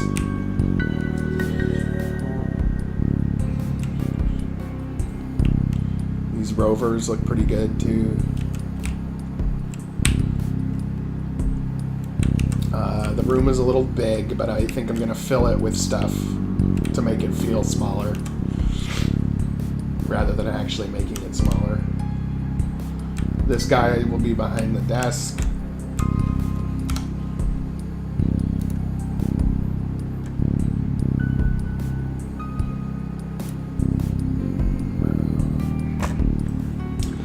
Although it feels like he's a little bit too far behind the desk. Like, I wonder if there's a way to...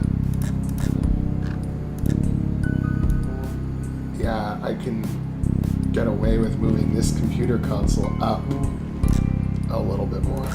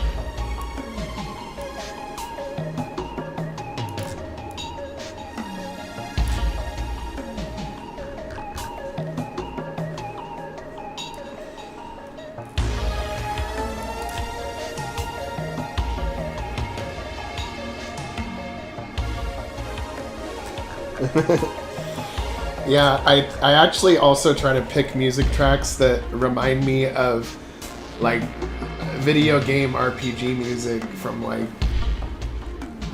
the 90s or the early to late 90s.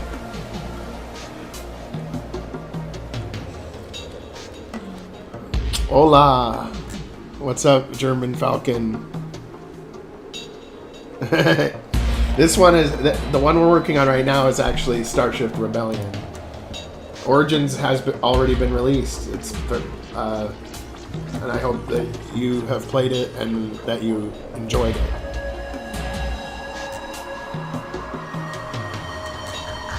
But this is a new, fresh one.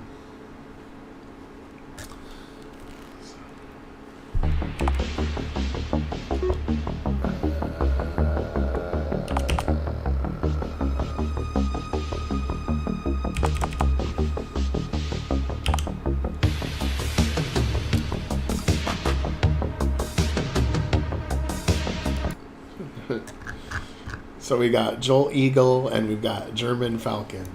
We're just full of birds.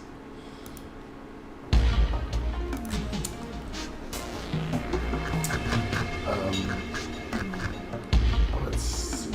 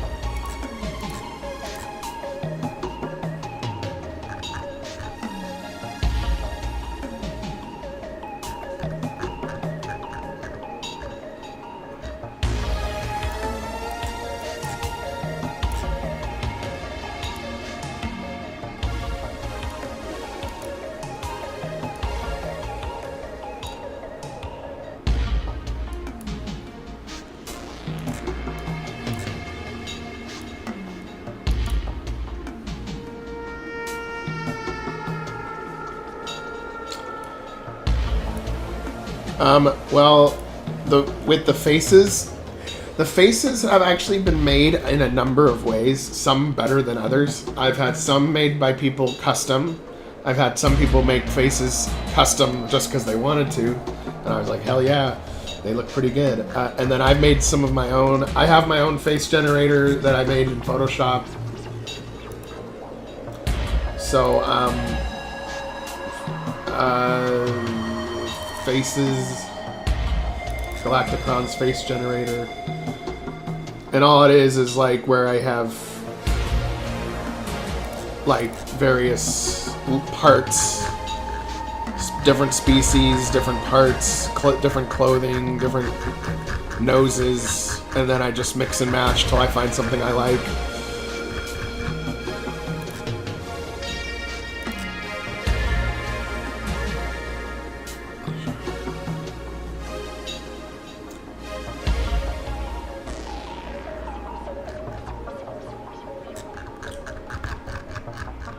And then sometimes but then, for example, sometimes I'll modify something to make a face. So, for example, Cracks is a good example. This guy. I modified him from something I got on Pixabay. So you can see him right here. He's orange with the purple eyes and blah blah blah with his like gray goatee or whatever he has. If I go to Pixabay and I look up, I think Golem will come up with a search. We'll come up with a. I think it's under illustration. Yeah. So I found this, right, and this is free to use without, no attribution required. So you can see it's like a proto version of him, but that I kind of turned it into something else. So this guy became this guy, who became this guy.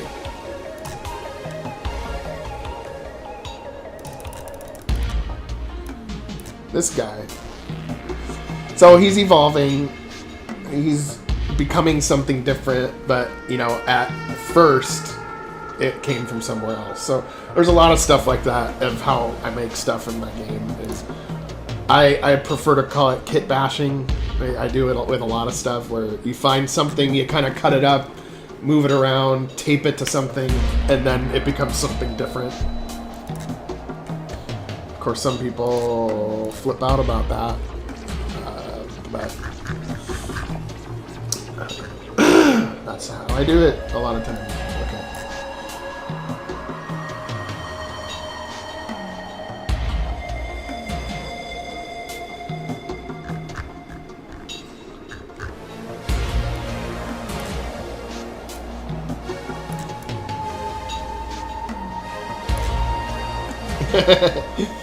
Yeah, DJ with pixels.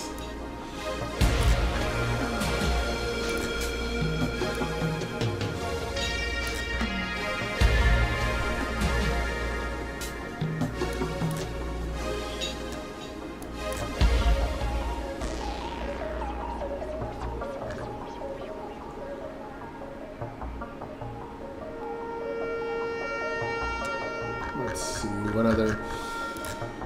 We need some, junk. Some nice junk.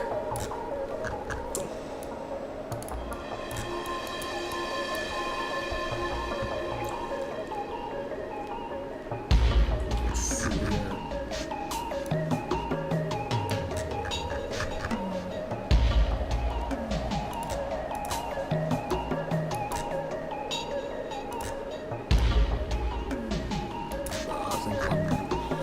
One strip is good.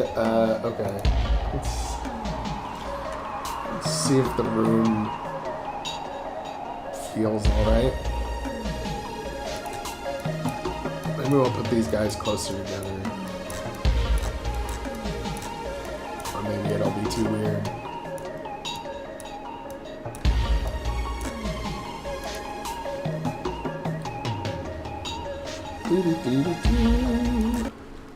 Okay. Let's see here. The first room is always the toughest. I don't like making the first room of any map.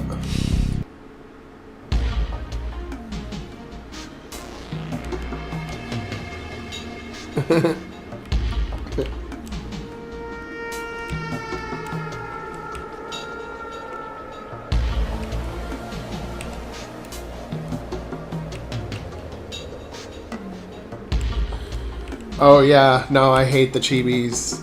These characters, though, are actually modified loose leaf character set. So I make there is a set that came out. It came out during the RPG Maker XP days, and it was called Loose Leaf, the loose leaf character generator. Now those are just pieces, like character parts, but they have a certain design to them that I like, and I used this program to do it. Game Character Hub, that you can make a new character in this, and the loose leaf set is part of it. But I also modified the parts and just made it so that, like, I made new parts as well that would be compatible with the loose leaf set. But I'm using modified loose leaf. I guess I just put it like that. So it looks somewhat unique, I think. And I like this look a lot better than the I hate the chibis. Like, I gotta say, I just hate the chibis. And I don't really like the default look of the RPG Maker characters. Yeah, I think these guys are a little too close together.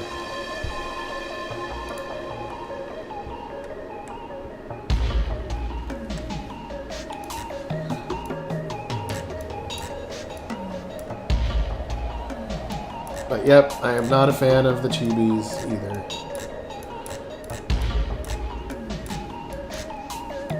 Like where the head is like 3 times larger than the rest of the body. It's just...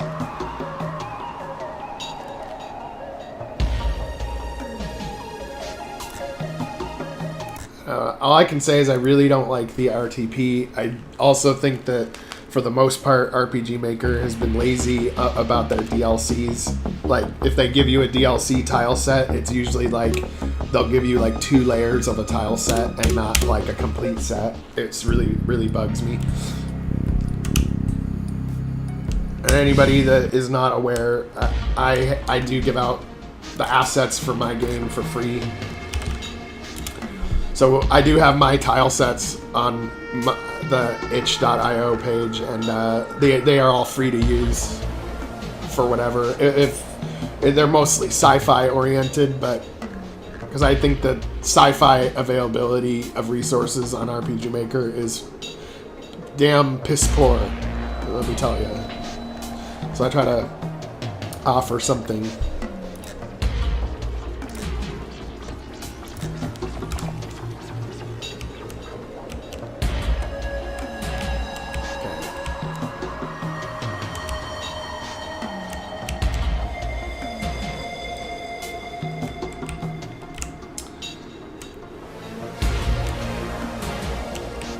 You know, I'm trying to think of what would make this room feel better in the middle here.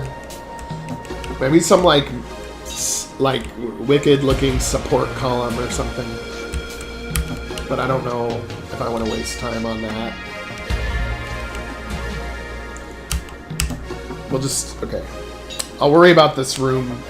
I'll worry about this first room later if it's important. I just want to move on to us having to go through this facility to get the data, to get the super carrier.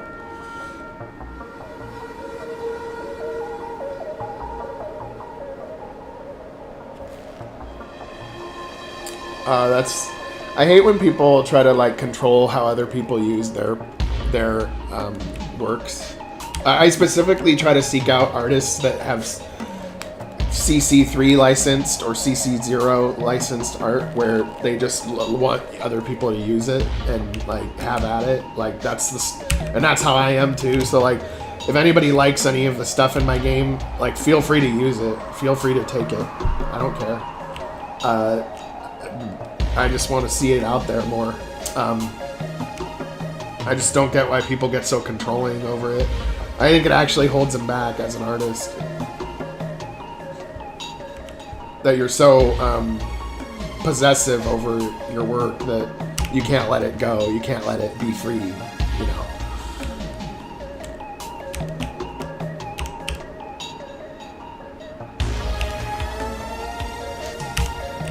And I'm wondering how somebody becomes ends up being approved to create those DLCs. Like what's that process? because it just seems like it seems like I've been able to find better resources from free artists myself than the actual DLCs.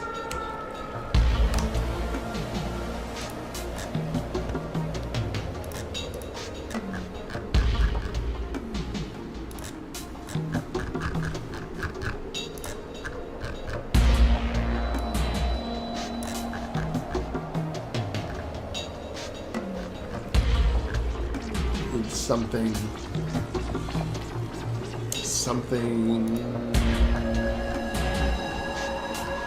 here.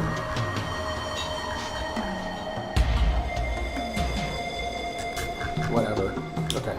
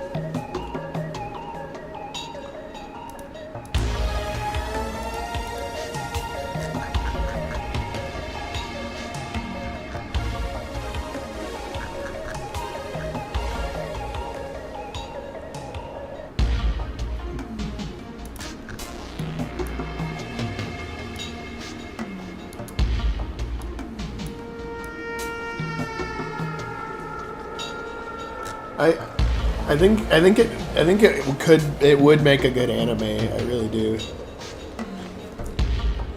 It would just have to be directed by the right team.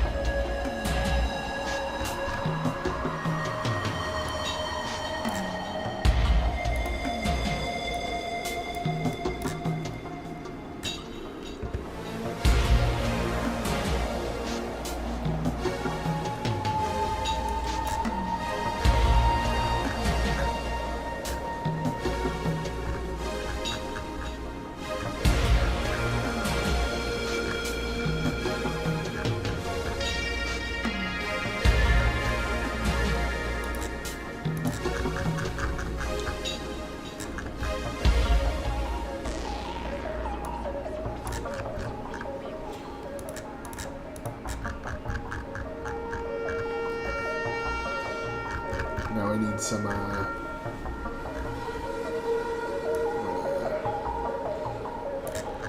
what's gonna be in this operations center?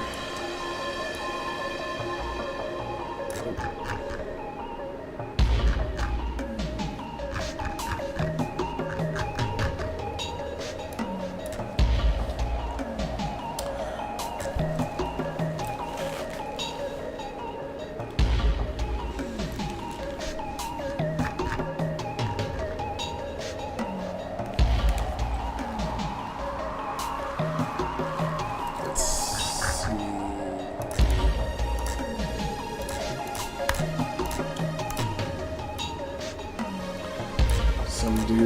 black hair.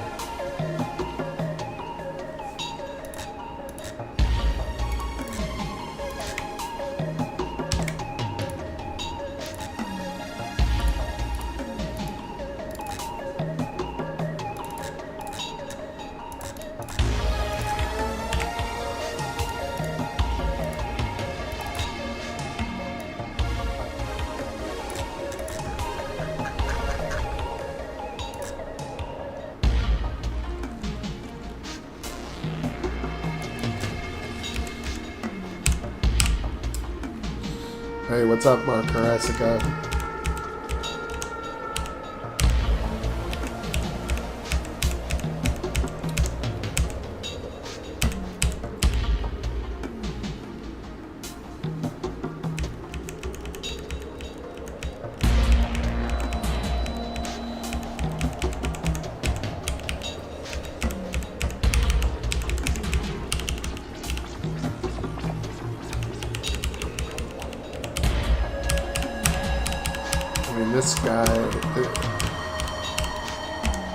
This guy is probably the closest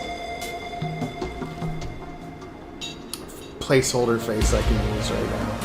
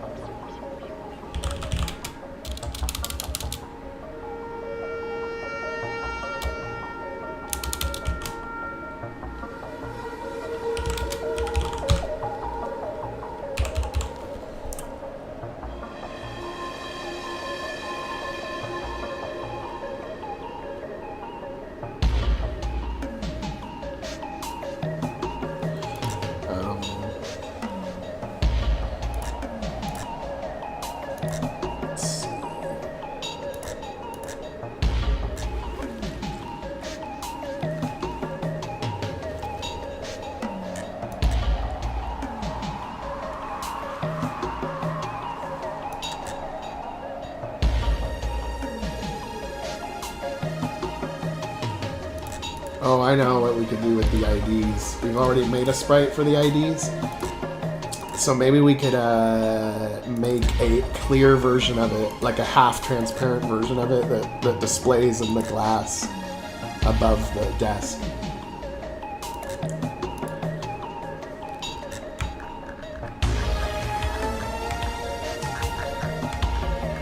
Like if we...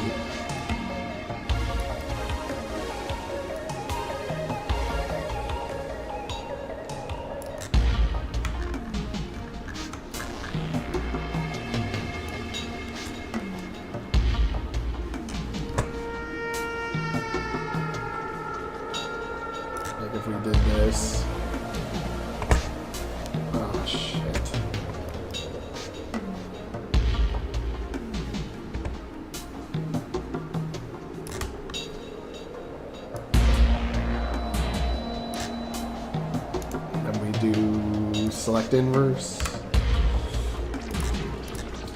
and we select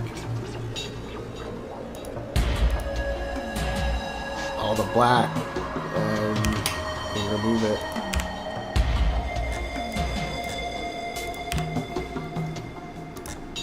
Then we make this half transparent.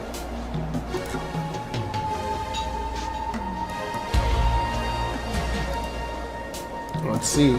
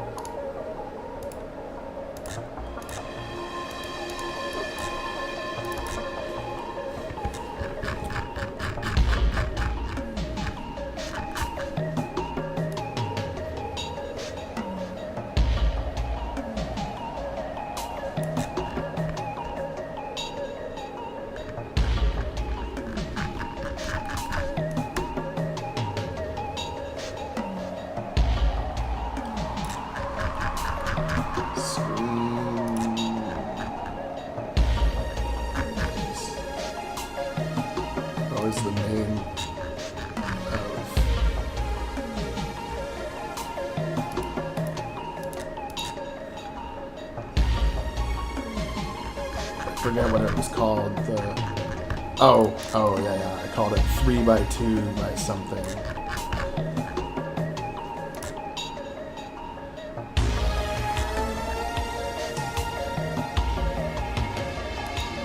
Yeah, there we go.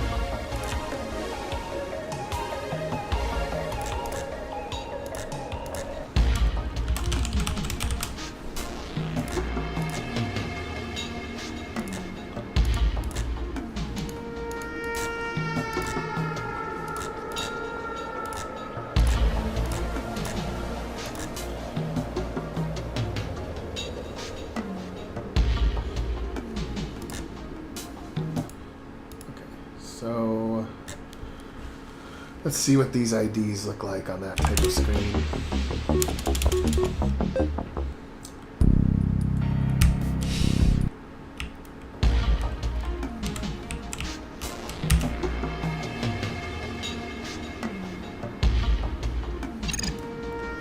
Nice. It actually looks pretty good. But it has to be above the character. Above the characters. And I'm almost thinking a little less transparent. A little bit more like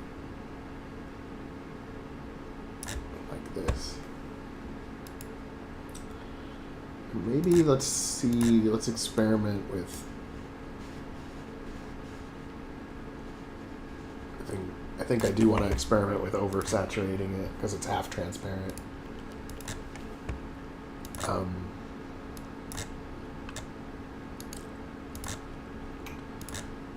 Yep.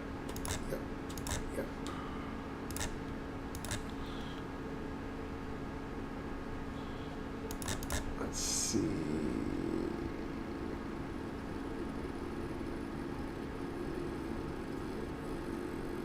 Okay.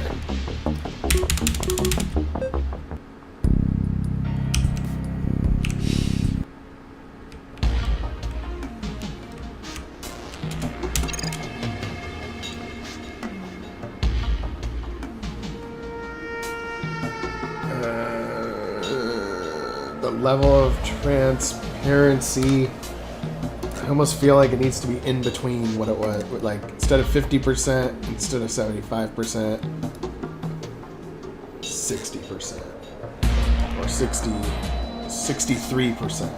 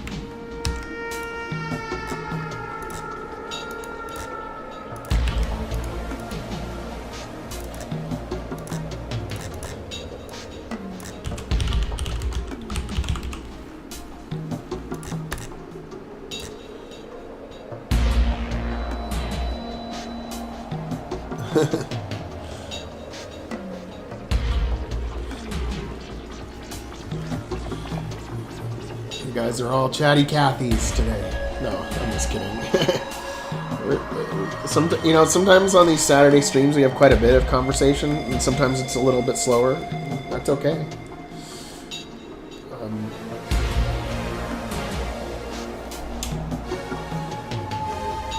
Let's see.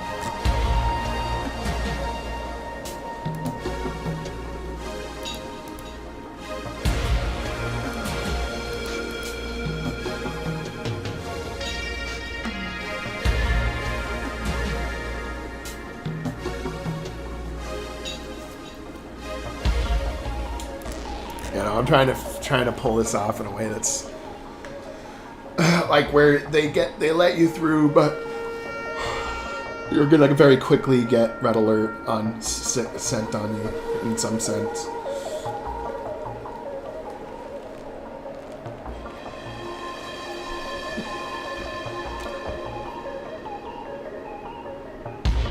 Yeah. In this operations facility, we are going to find the mainframe or database, and we'll find out about the supercarrier, or that there's something big at this location. And then that's when maybe you'll have another freak out, and Zeron will show you some more that indicates that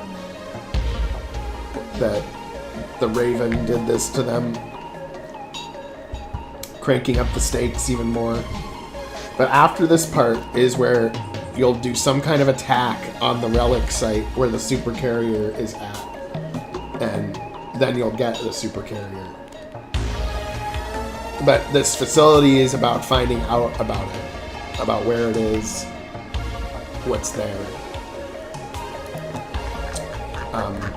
And we got it to here by getting fake IDs from Zergt, by going into cyberspace. And now we have a new friend, Relnor, who has been downloaded into Cronus because his body died, but his avatar remained.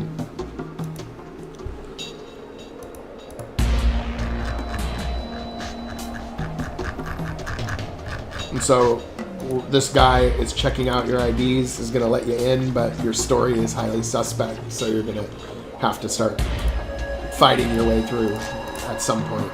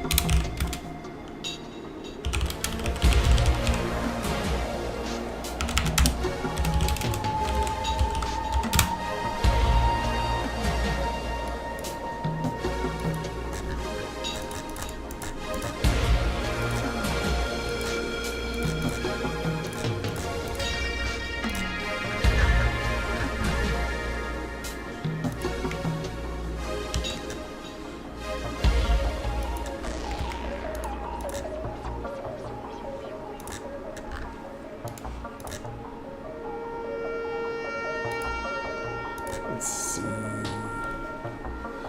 Yeah, Relnar has the hacking skills. Relnor. And Relnor died, though. His body died, but his avatar, his electronic version of himself, with all his memories intact, remained and got downloaded into Cronus 13. So now Cronus 13 has Relnor's knowledge of how to hack and how to make the fake IDs and everything like that. And Relnor is still sticking around. So when we go into these cyberspace parts, he'll still be there. And as the android continues to take on multiple personalities, it will become more unstable. And in the end, the android will probably sacrifice itself in some way. Like, as like the end last part of the story or something.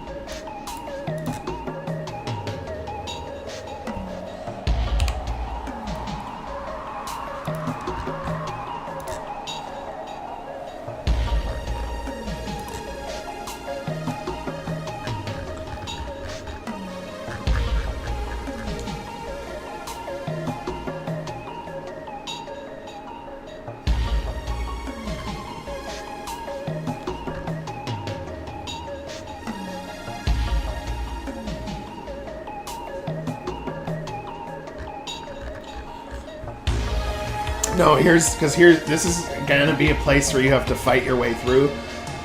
But what I'm setting up here with this guy at the front desk is that your IDs basically get you in, but he's like, but management would like to speak with you before you begin work. And then at that point, you just go straight for the mainframe, because if you go and talk to their management, they're gonna find out that it's all fake. So you just go right to the mainframe, and then once you go through the door that you're not supposed to go through, then the alarms go off, and then they're after you. So that's what I'm setting up here.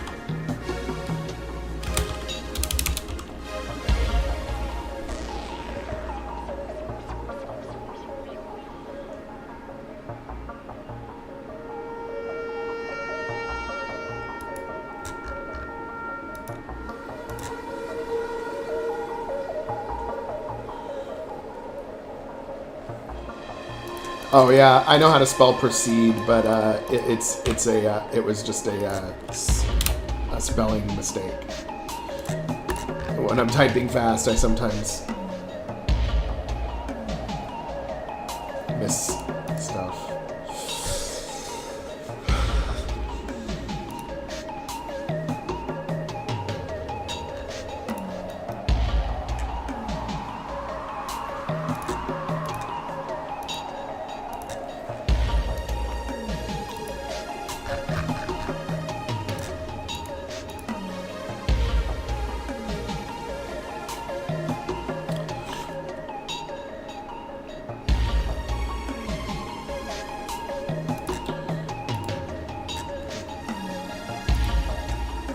The sound for when the force field goes down or up. I forget what.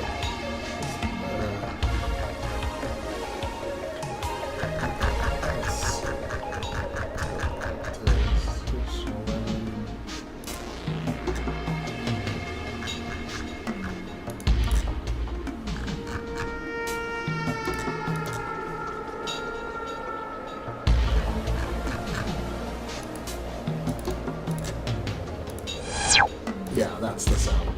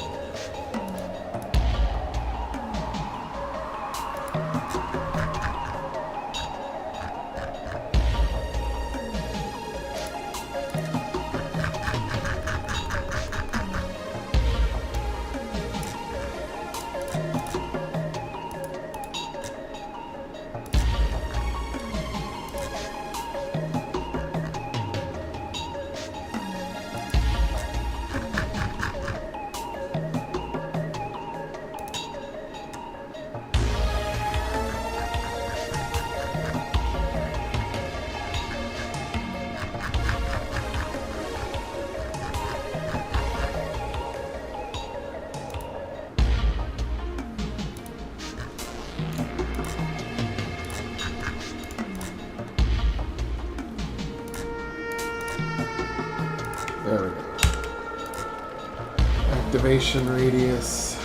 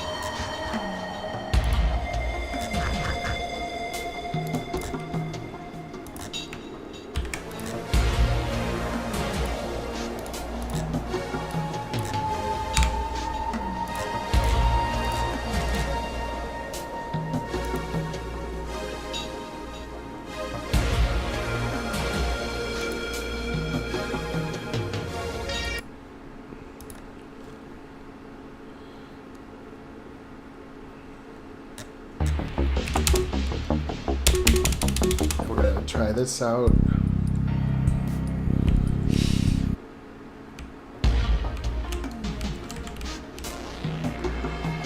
IDs, please.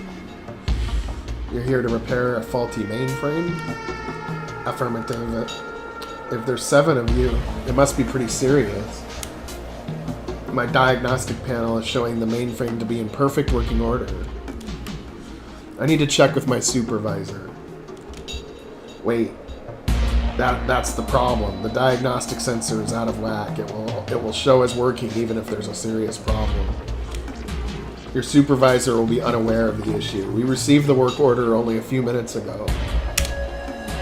I'm sorry. I'll still need to check with my supervisor for approval. One moment. Employee 117 to Supervisor 21. There's a maintenance crew here to fix something with the mainframe. My readout is showing that there's no problem, though. Okay. Understood. You may proceed, but before you begin work, management would like to have a word with you. They want the invoice number, who requested the work, and they need to confirm your credentials. Report to management on floor 18. And then you walk through the force field. Oh no. Something was supposed to happen.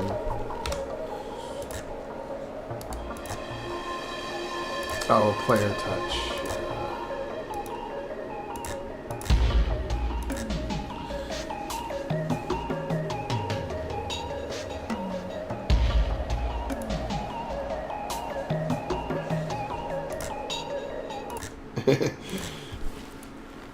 Well, they're not. Well, I think they know they're gonna get caught. So the other ones are there as the muscle, so they can get to the mainframe to hack into it.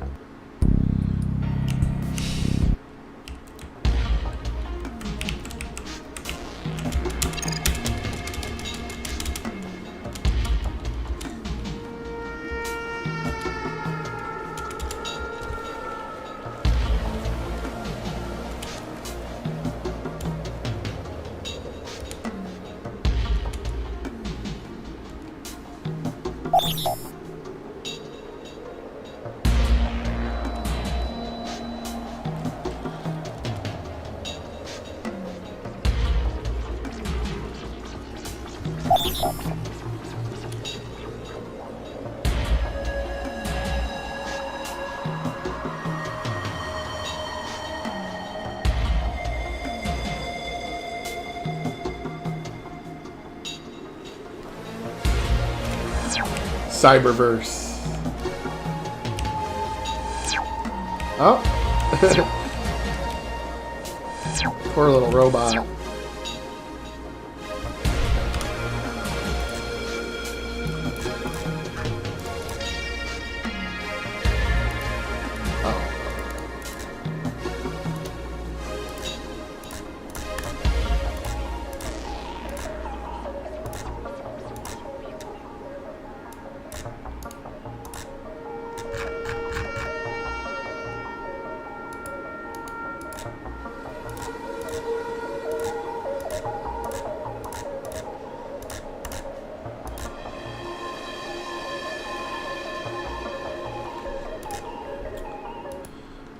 And then once you go in, then the force field closes up behind you.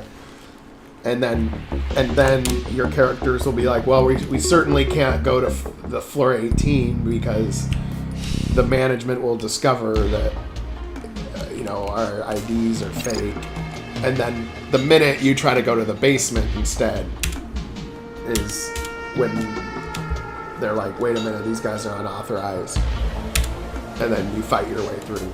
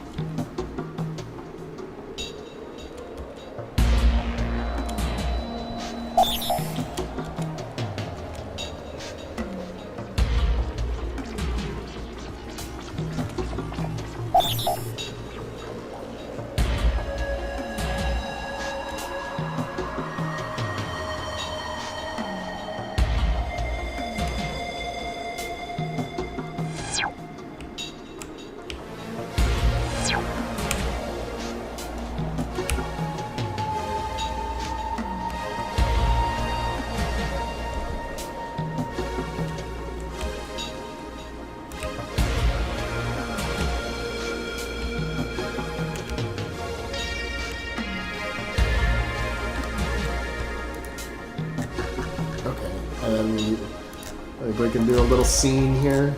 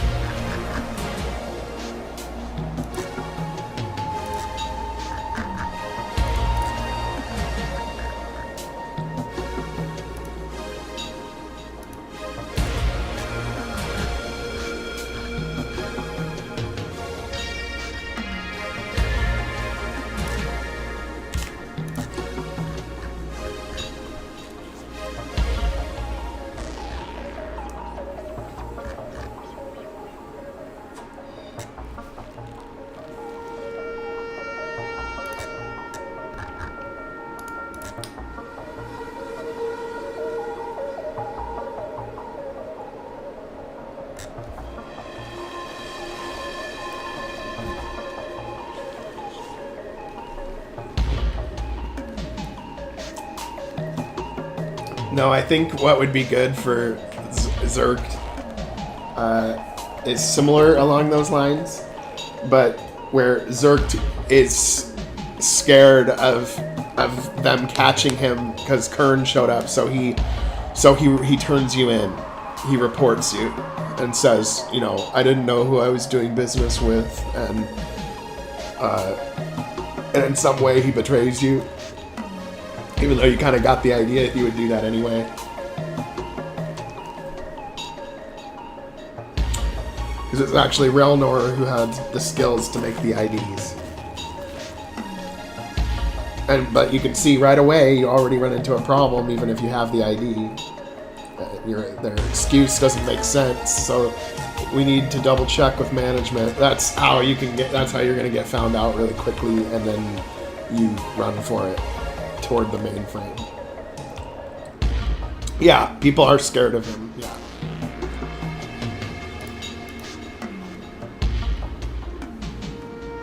Especially if they don't work for him.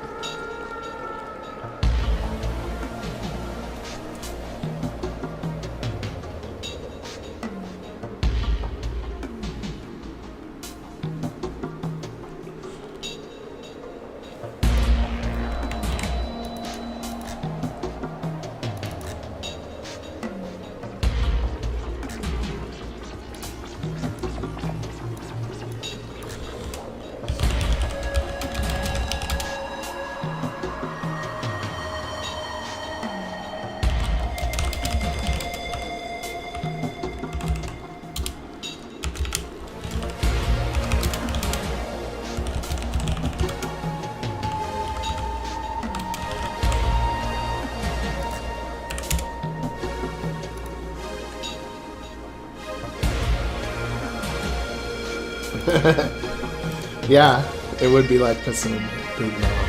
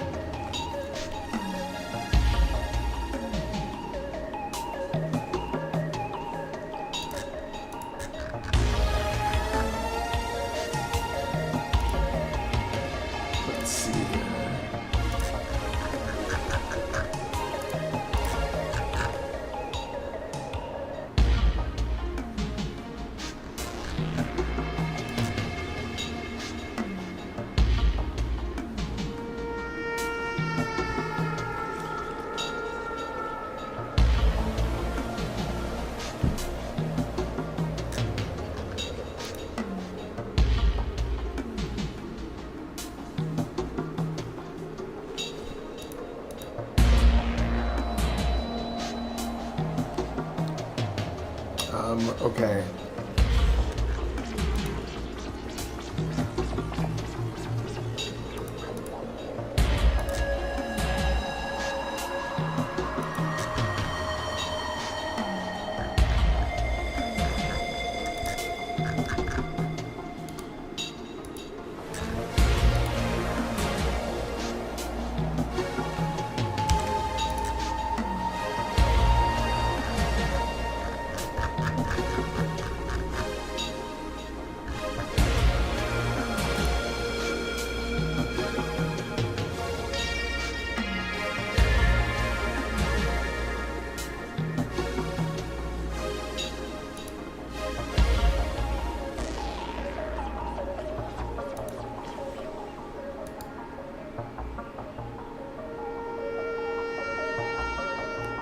I see him.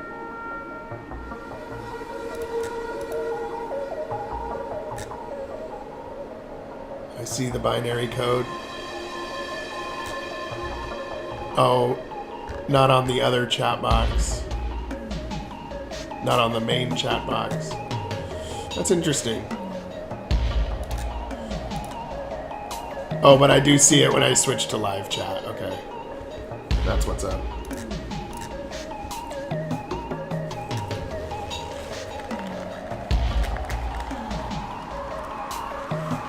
Yeah, I have two chat boxes open because the chat box I have that shows up in my video is just a pop out of the same chat box I normally use, but I made OBS like cut out only a square, and that's the top people chatting part. So one of my the one I'm chatting on was live chat, and the main one on my channel was set to top chat. So yeah.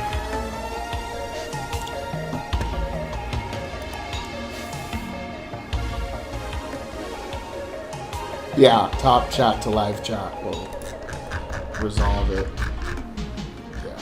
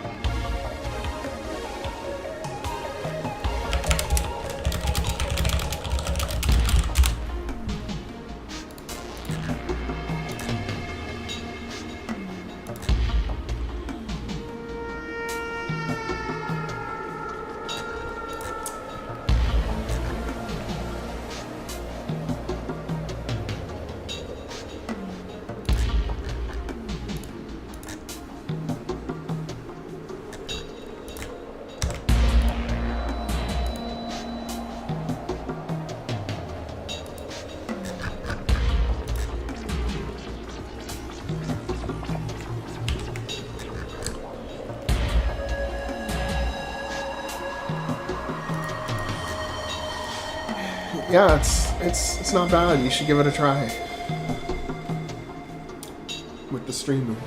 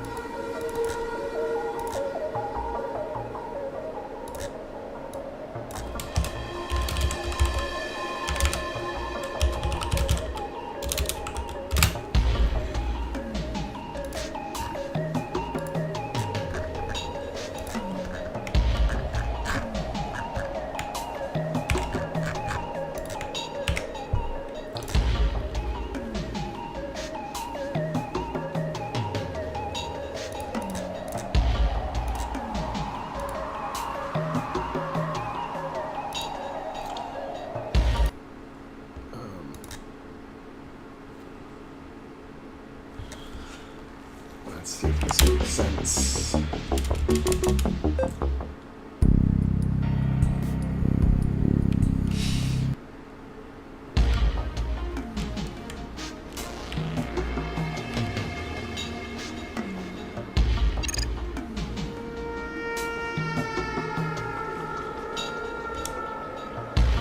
here to repair a mainframe. Affirmative. If there's 7 of you, it must be pretty serious. My diagnostic panel is showing the mainframe to be in perfect working order. I need to check with my supervisor. Wait, that's the problem. The diagnostic sensor is out of whack. It will show as working even if there's a serious problem. Your supervisor will be unaware of the issue. We received the work order only a few minutes ago. I'm sorry, I'll still need to check with my supervisor for approval. 1 moment.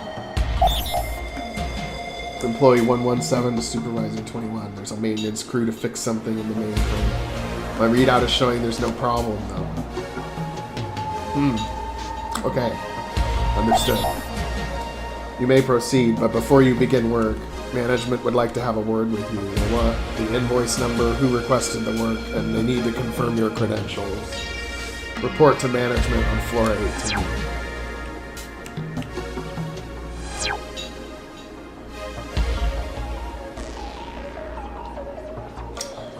Then I need to make my character turn downward.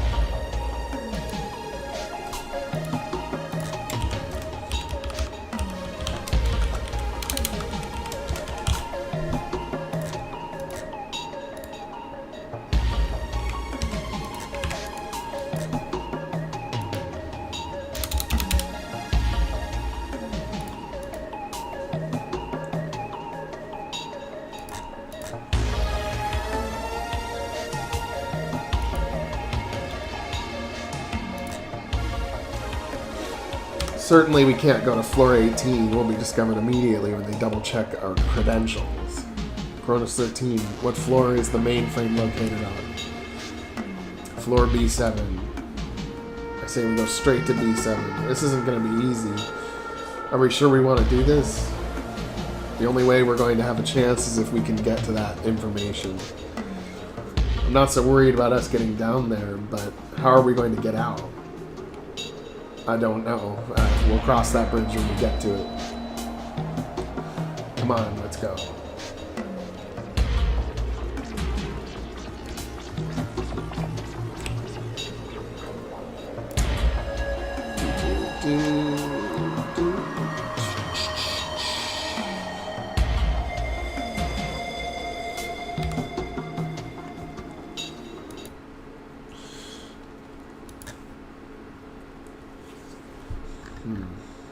Let's see.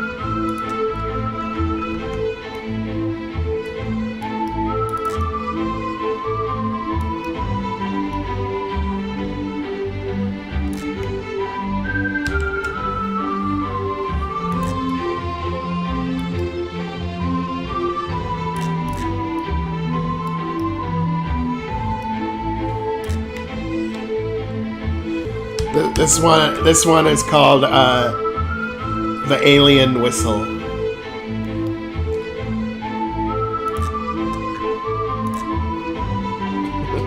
Which I thought it sounded kind of funny, but I like it.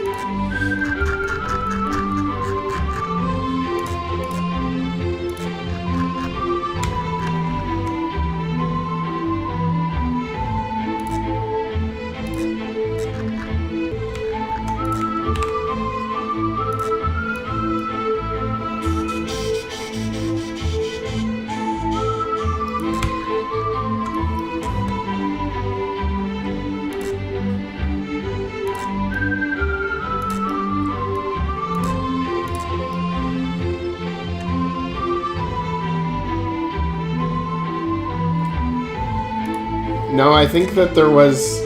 I'm trying to think of what the X-Files one is.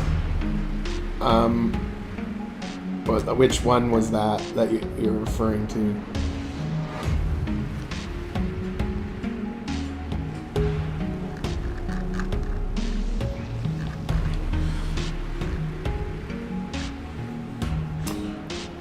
Let me see here. Trying to think of some good battle music for this area. So.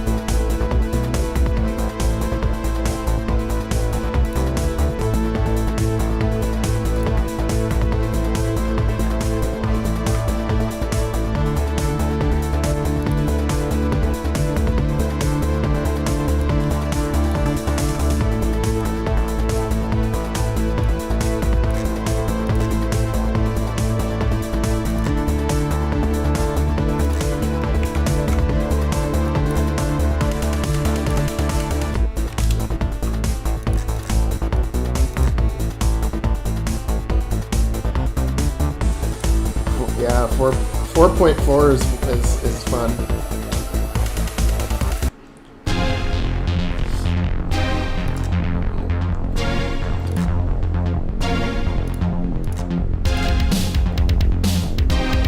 I do think it would be a little too epic for this area, though.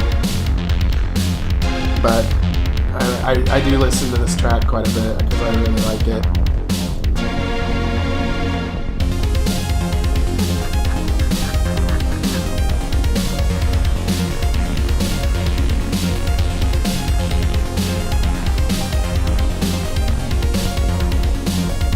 I have not tried it with a pitch change.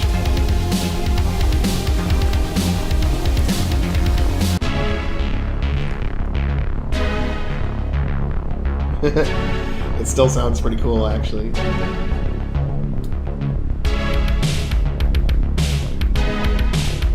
Now it sounds like I'm like in a dark city, like cruising around.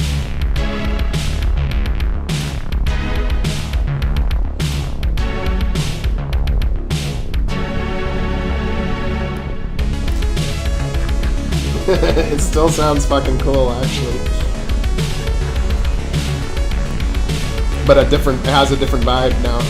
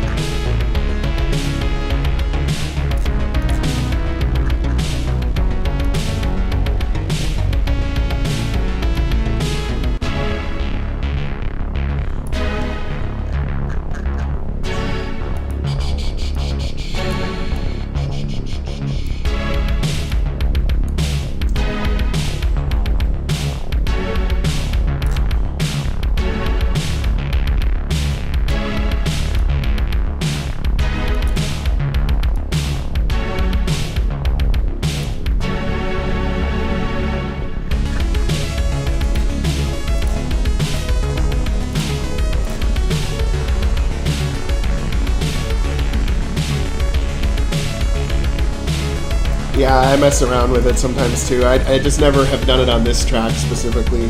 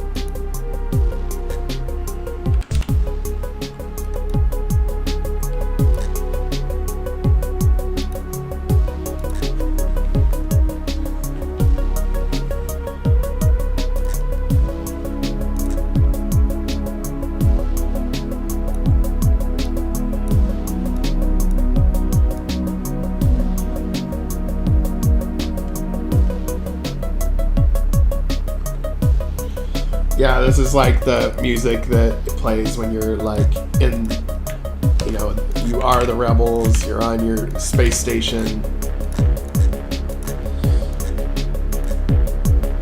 You're just doing your thing. Oh god. Fuck, I hate when RPG Maker crashes like that. Ugh. It's like usually when I go to save it that it does that. Oh my god, please don't. Please don't. You little fucker.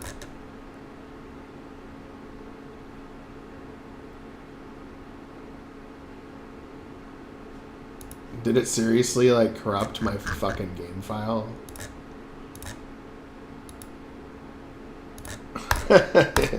Piece of shit program. Okay, well, luckily I have Dropbox, so I can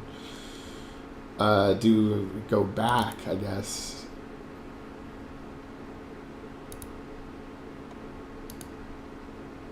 Oh, it just totally erased my tilesets.json file. What a piece of shit. How does it even do that?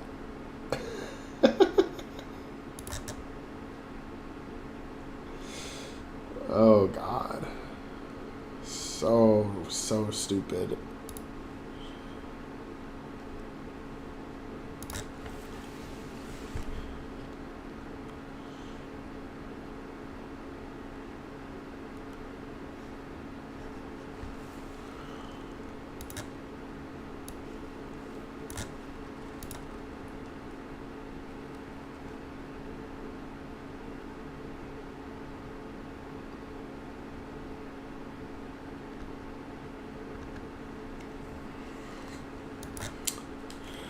Okay, let's try this again.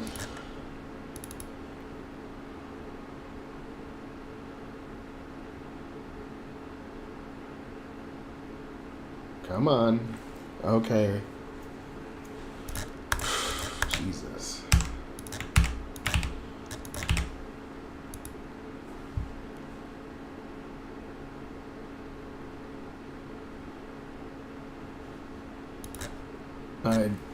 I don't think it makes a difference. It's just a random crash.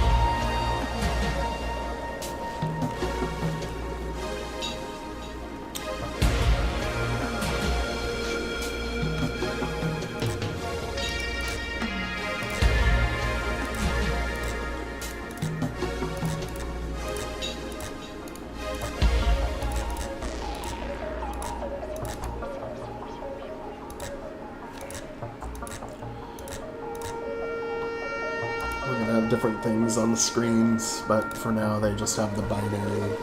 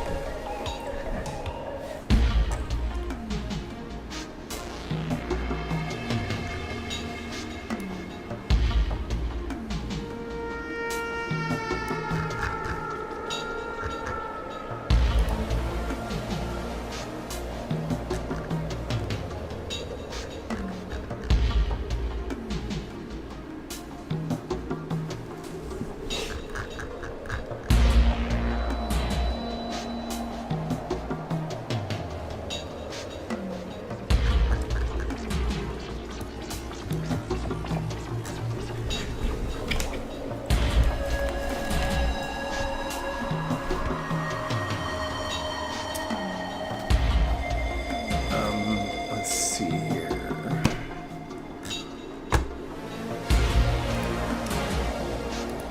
I'm trying to think about what kind of stuff would be in this facility. We're gonna be in the mainframe room, so maybe I can focus on that first. I want to make what looks like a computer mainframe.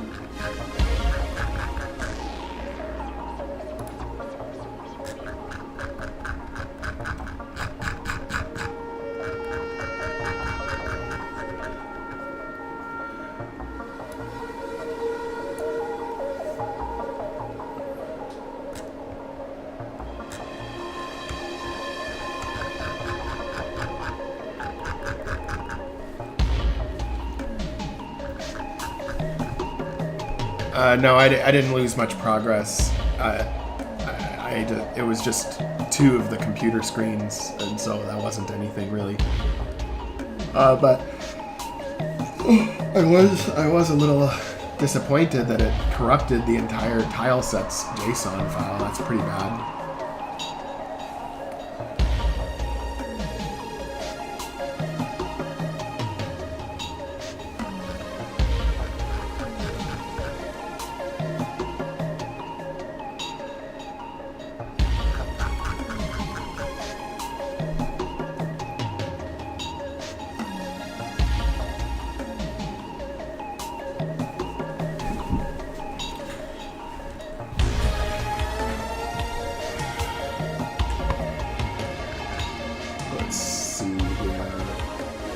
Let me open up one of my favorite files to make like sci-fi equipment, as I'd call it.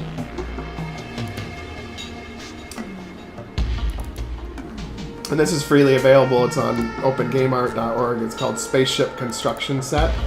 But I use it as I just use pieces of it and put it together in a certain way where it's not a spaceship really, but it's something.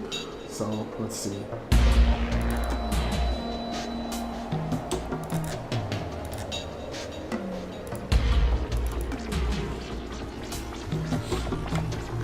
So we want to make what looks like a computer mainframe.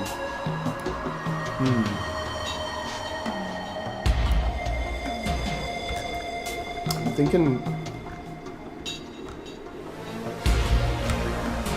thinking something like this as a start.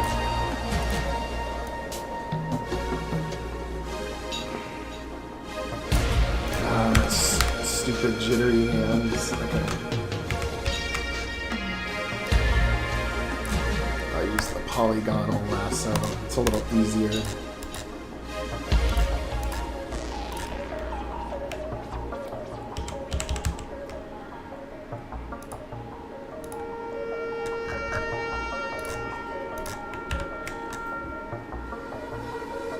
So I'm thinking we'll make something where the outside looks kind of fancy.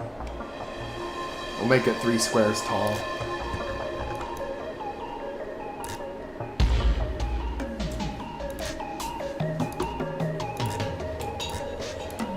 And then at the end, we'll do the color changing and all that, so because it's one set and we want to change the colors consistently.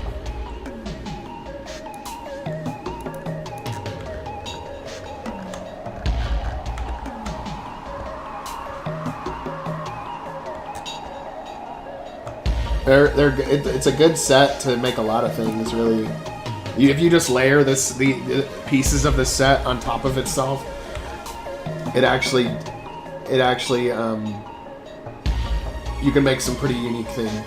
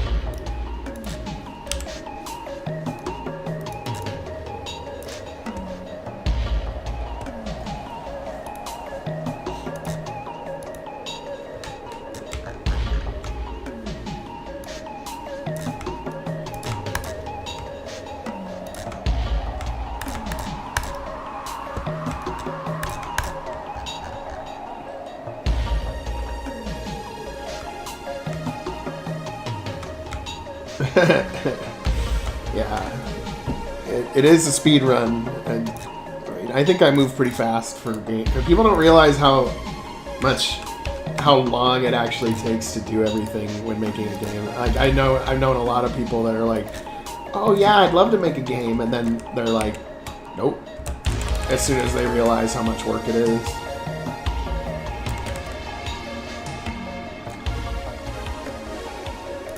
But the cool thing about it is that I've learned a lot of skills that carry over to so many other things by making a game. The game is the enjoyment part, but like my Photoshop skills have gotten a lot better. My coding skills are at least at an intermediate level when they would be at dumbfuck level if I wasn't doing this. Video editing skills. Making music, because there's like so many story writing, there's like so many different components to a game that it's like a way to learn a lot of new skills at once, I guess, is what I get out of it mostly.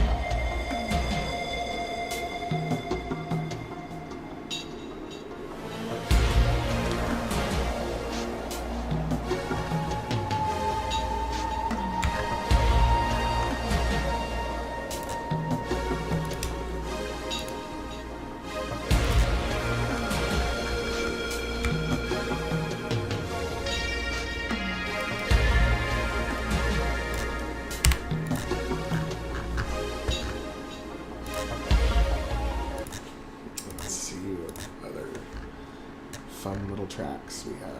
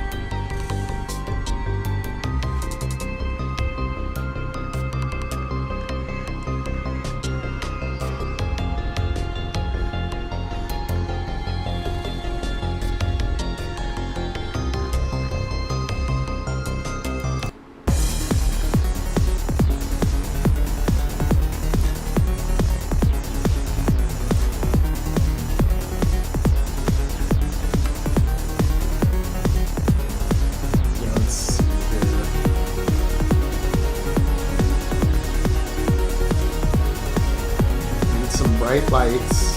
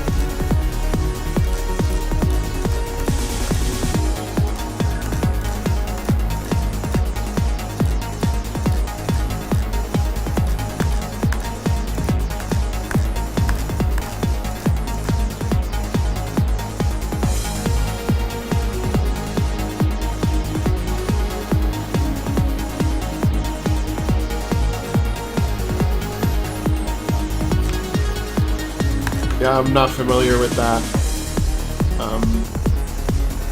Like, I'm not familiar with that at all. Those that what you're describing. I haven't even like heard of it.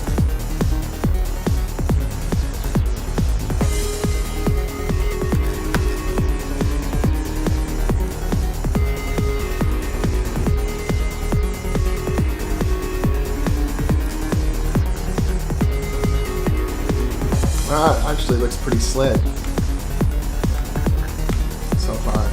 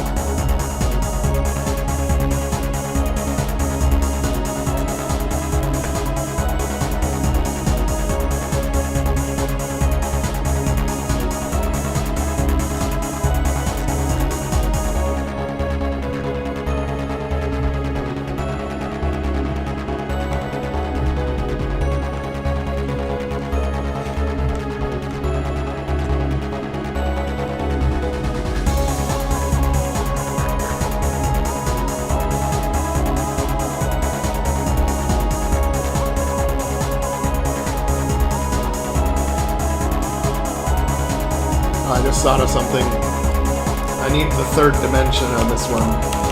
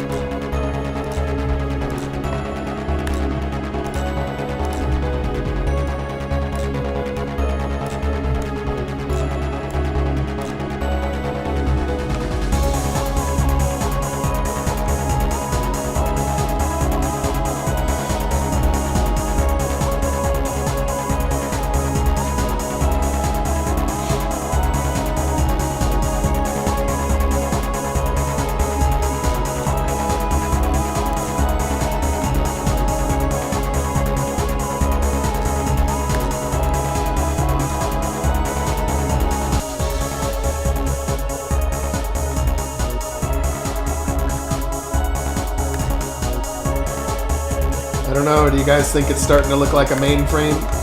Or a futuristic mainframe?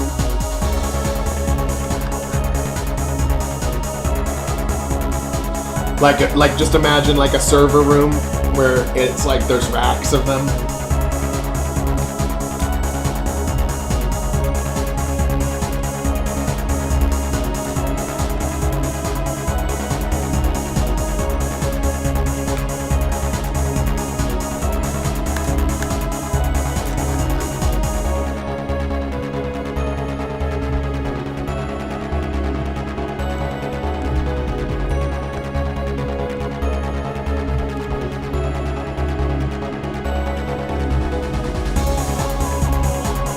I've already done the cyber world mapping.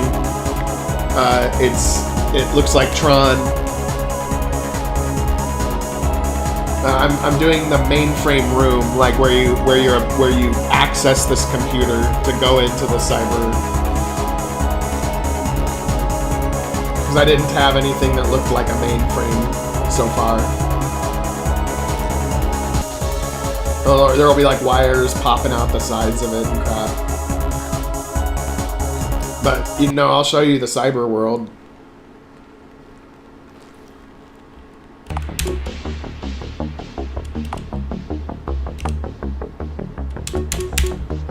See, this is one example. This is cyberspace.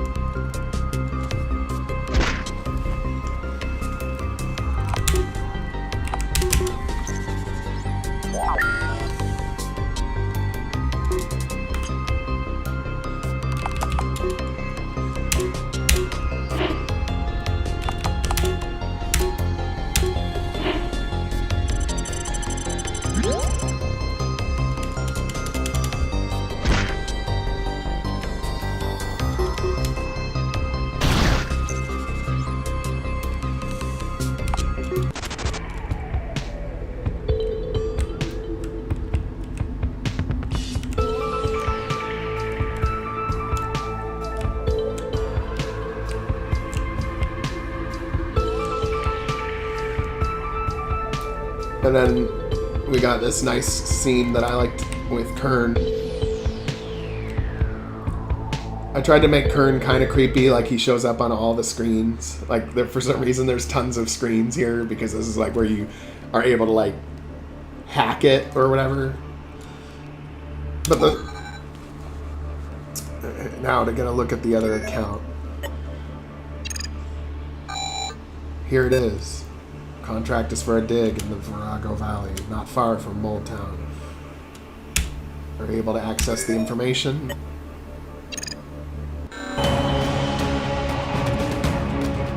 And then first a security program shows up that's the boss. But I set it to 1 HP so I can get past it.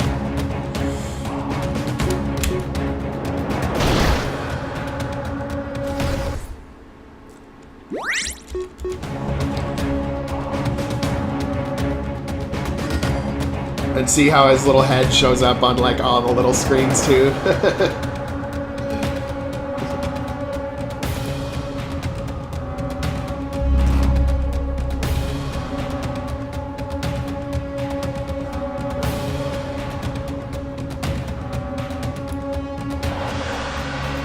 But you escape Kern. See, Kern's after the super carrier as well, and he doesn't want you to know that it's a super carrier.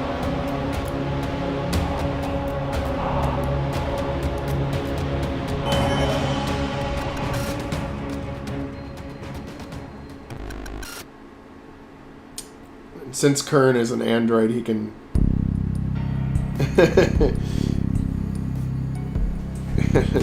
shit, it's really him.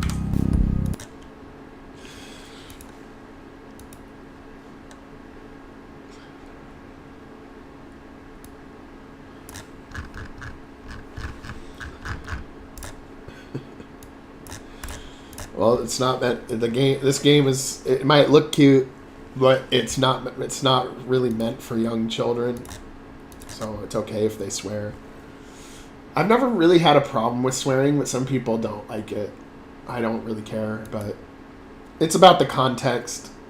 Like if you say, fuck you, asshole, it's a little bit different than saying, man, that fucking sucks.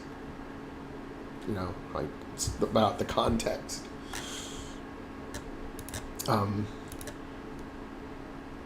Yeah, it is. I would say it's about 16 plus. Yeah, that's about right. I don't like to go full NC-17. You know, I don't.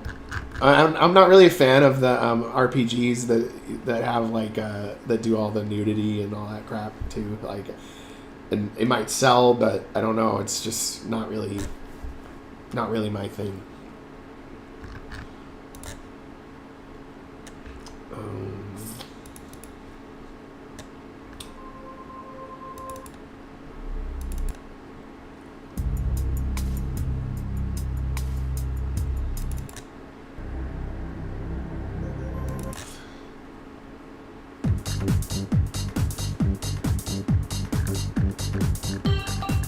Yeah, I know. It's not.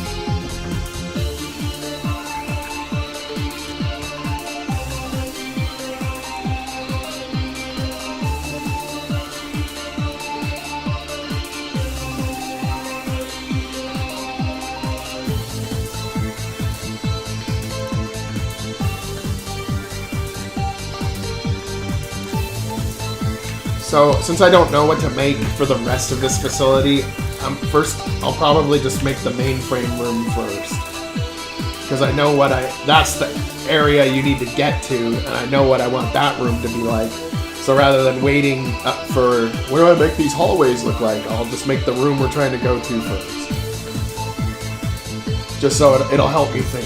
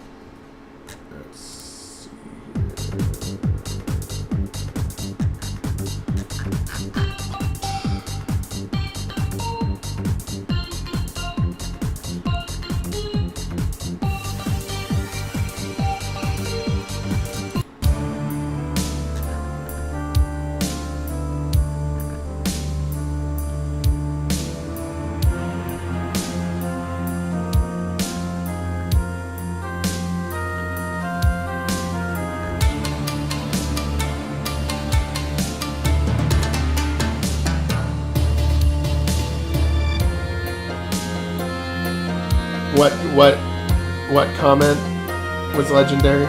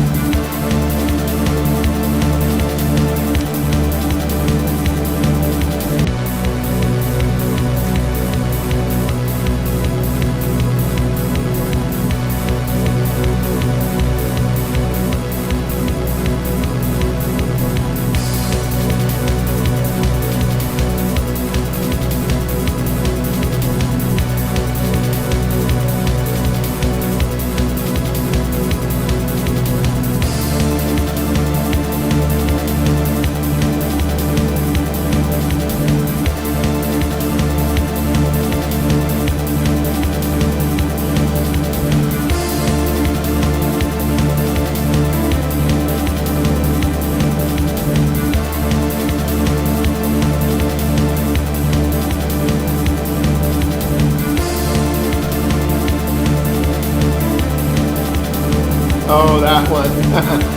Yeah, that guy. I remember that guy.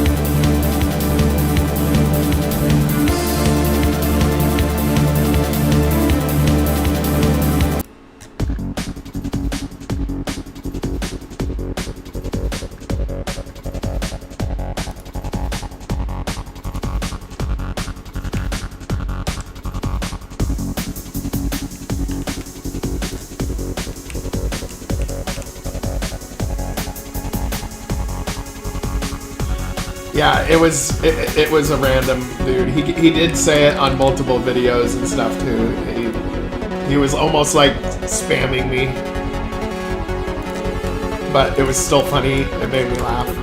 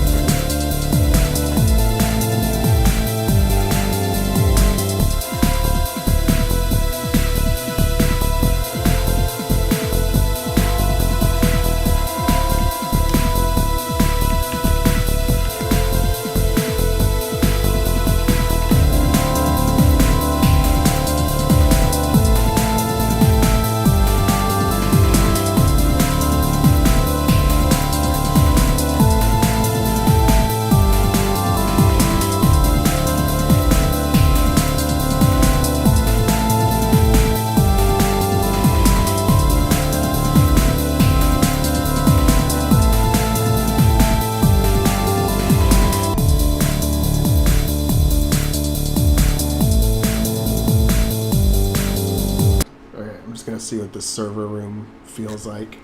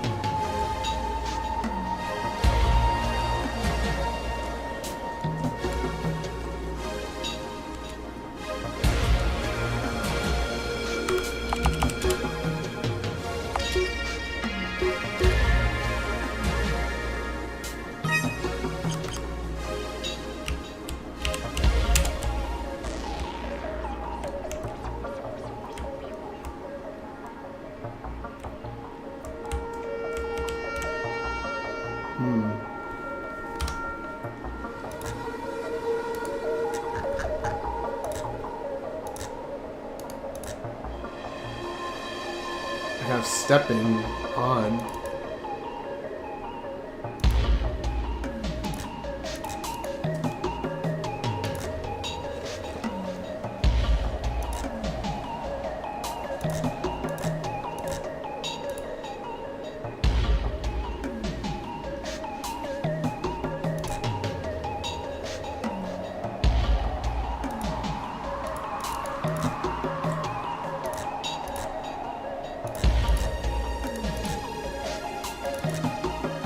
Oh, that's why.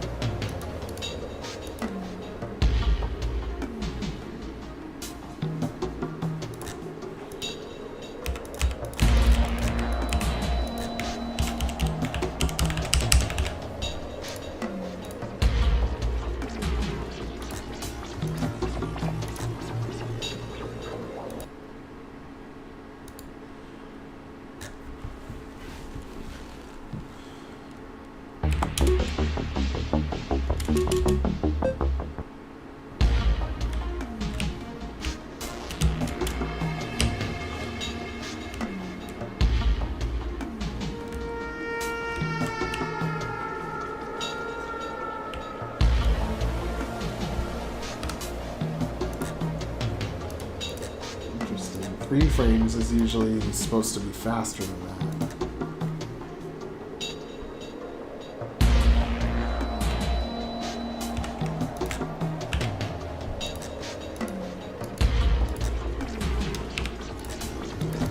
to 1 frame.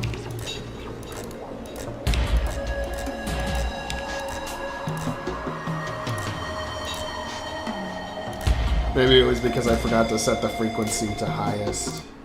That might be why.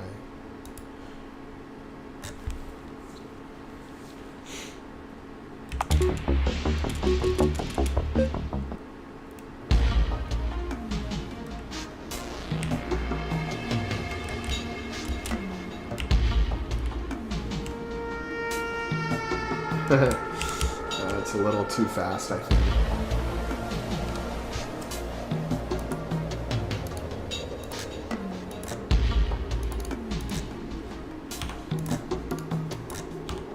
Yeah, I think it is supposed to be 3 frames, but I have the frequency not set to highest. I always set every single character to be at the highest frequency.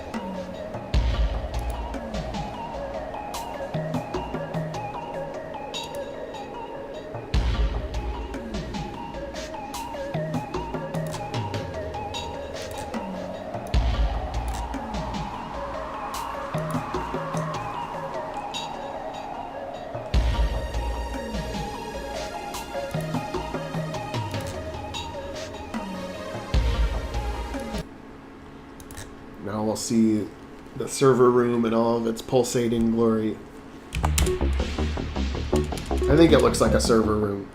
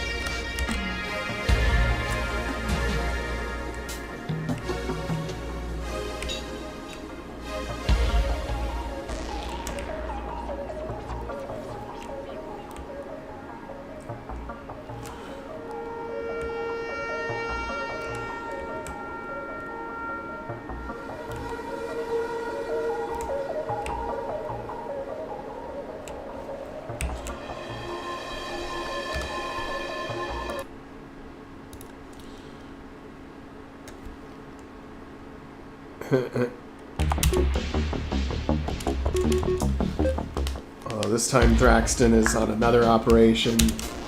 In this game, we're going to be...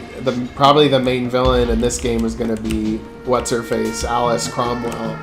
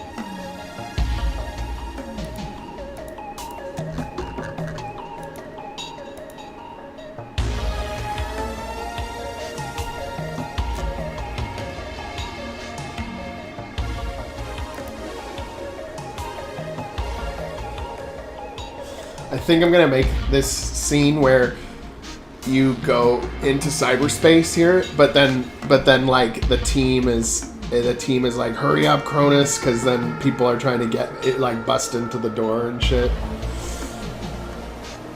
and then.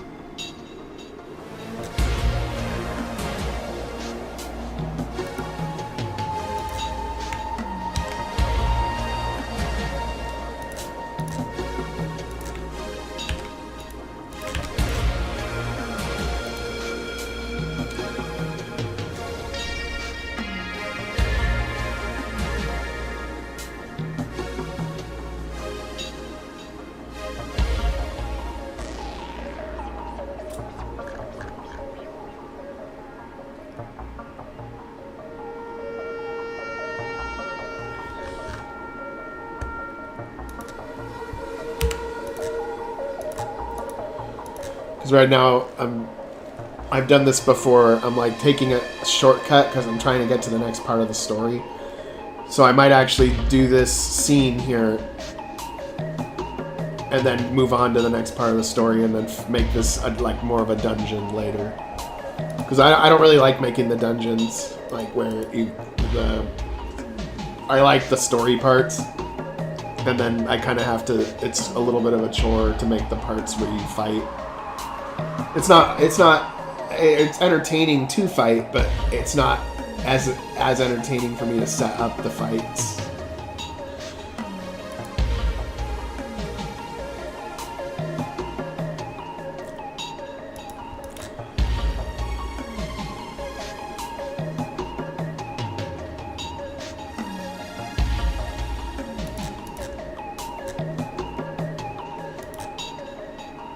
Yeah, just like Kern is misunderstood.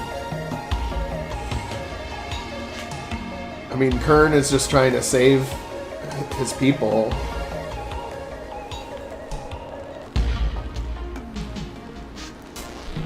From certain destruction.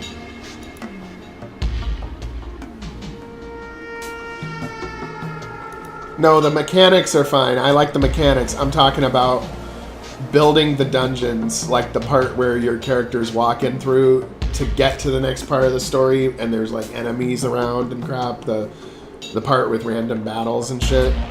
That's the part I'm talking about.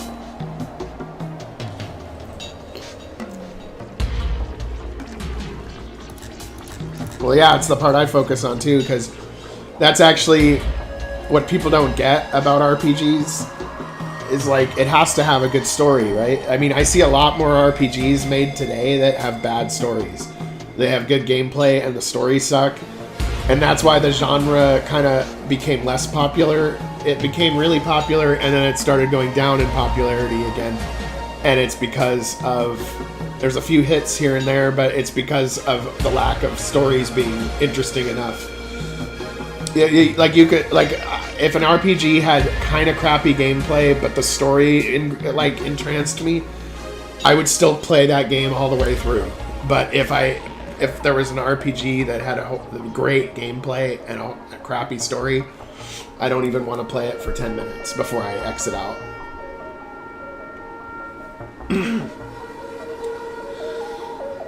See, for me, what helped my writing with RPG Maker is realizing that you're making a movie and not a book. And what I mean by that is your script is like dialogue in a movie, not like writing a book. And a lot of people write their stories like it's a book. But imagine writing a movie script like it's a book. You'd have, it'd be a tough movie to watch. I mean, even the characters are referred to as actors. So you're literally a director of interactive movie, basically, that is oversimplified in certain ways and more complicated in other ways. It's just a different art form, but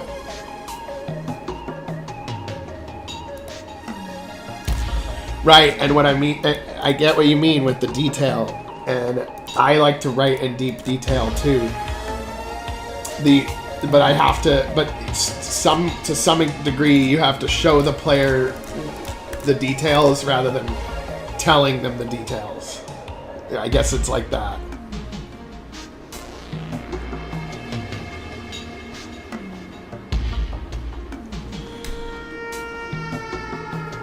Well, yeah, if people like a really casual, lighthearted story, you know, good for them.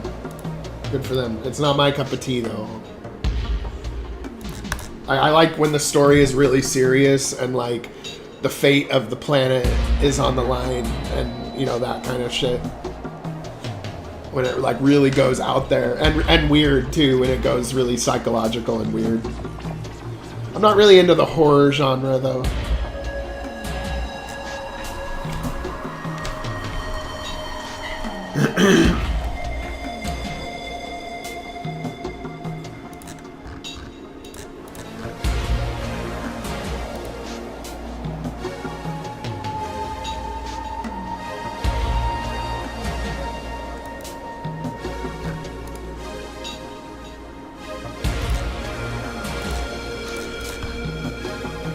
Yeah, right. Exactly, Joel Eagle.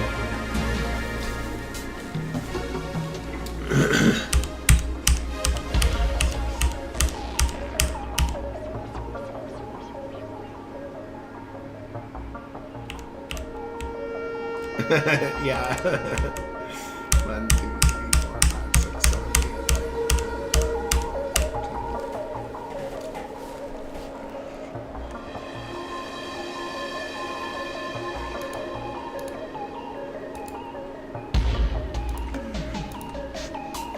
Okay, so we gotta pick some dungeon music because you're gonna be coming in here under attack, like being, you know, under siege, basically. So it needs to be somewhat more tense.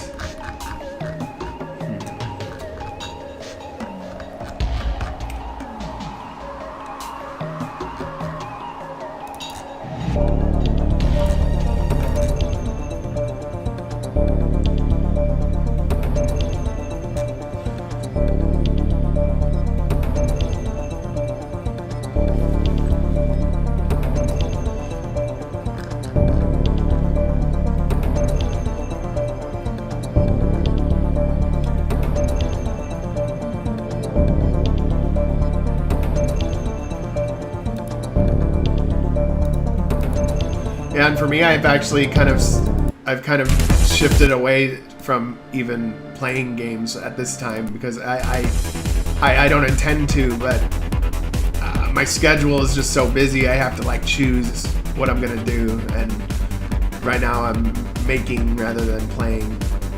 But I'll go through another phase probably where I'm not making as much and playing stuff instead. I go back and forth depending on what's going on in my life or whatever.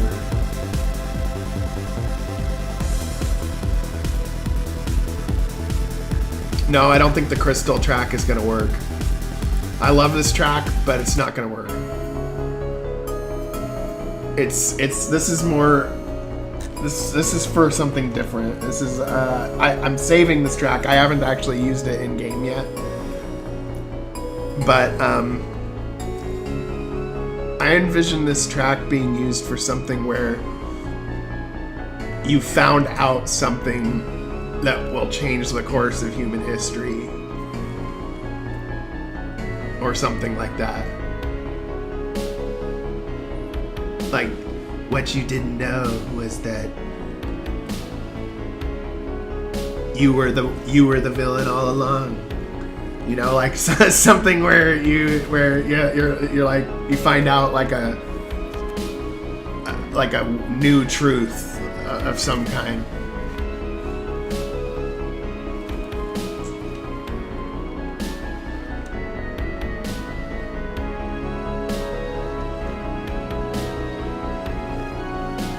Like, no, how could this be? I'm sorry that you have to deal with this right now, but I don't know, I just get that kind of vibe from this track. I like it, I'm gonna use it, but there just hasn't been the right scene for it yet.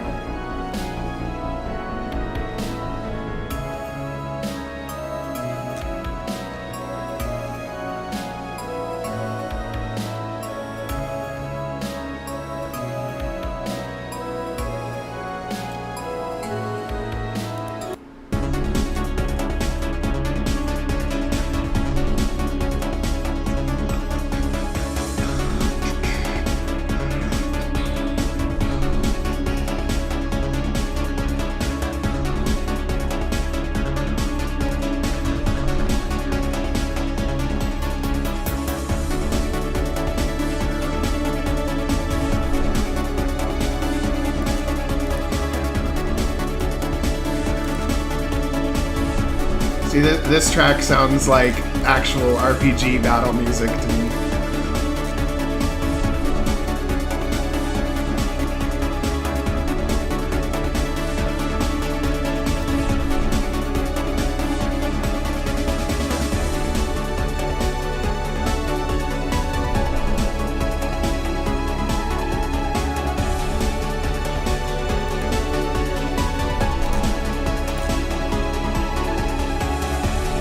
Depending on the setting.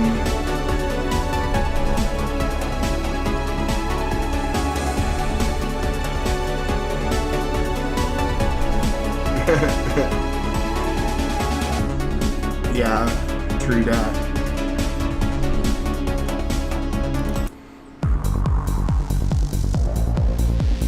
Let's see.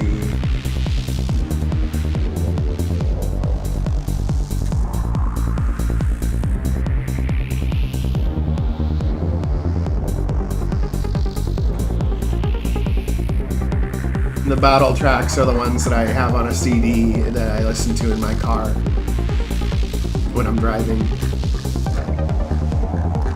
That's why I mostly listen to like trance or techno when I'm driving, because it's like good driving music. Like when I'm not in my car, I listen to different music. But I just, you know, when you're going like 20 miles over the speed limit to get where you need to get to go, the electronic music like this makes a lot of sense.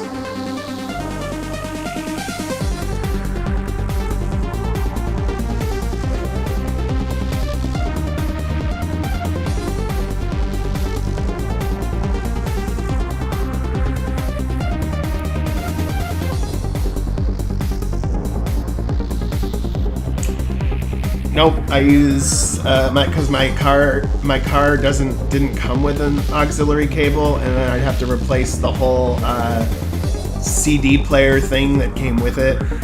It did come with an iPod cable from like the old style iPod connection, but it only worked on like the second iPod that came out or something, and so it's just easier for me to burn a CD and put it in there. And it's more reliable. It's easier than fiddling around with my phone too, which of course, if there's notifications or a phone call on my phone, it would be annoying. The CD is old, but it's no nonsense.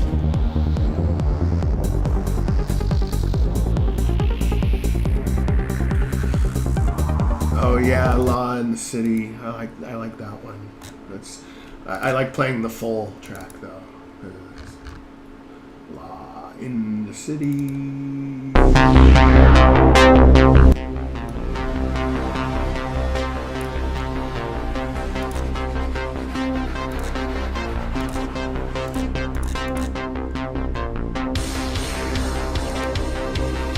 Law in the City is a good track to play when driving as well.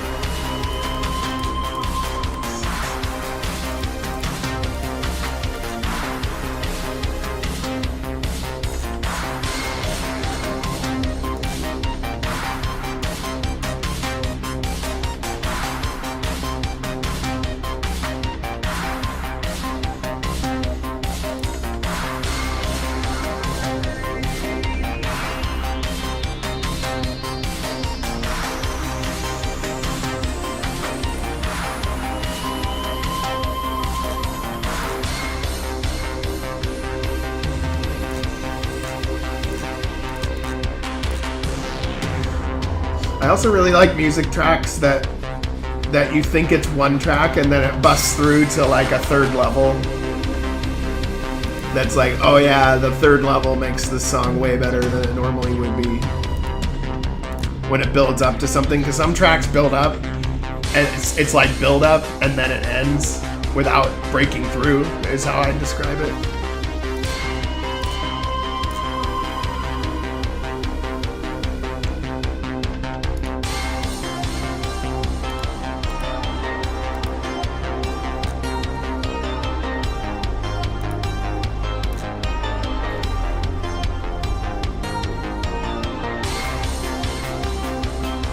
Yeah, I really like his tracks. I mean, he's probably dead though because it just stopped in 2016. Like the name is probably because he died. I don't know. I don't even know who it is.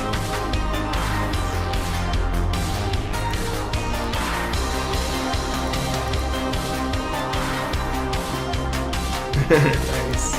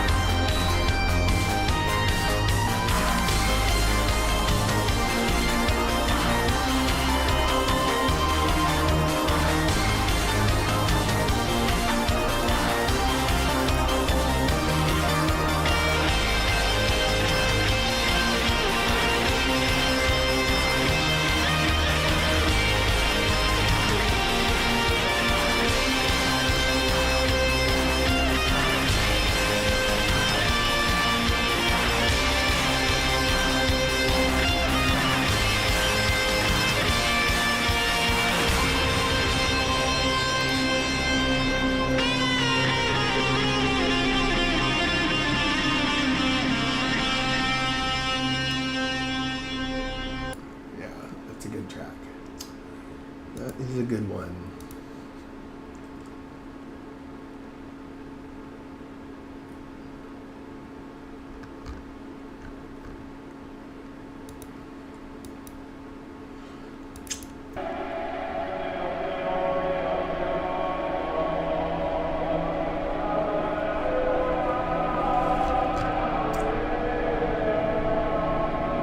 Evil Temple. I feel like I want to use this one in this game for another Malarian flashback scene, but like where you find out some extremely disturbing information.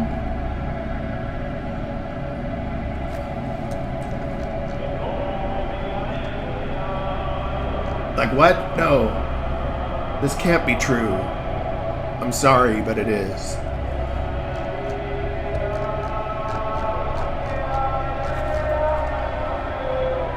Because I have to make the Malarians feel like like they had their own culture.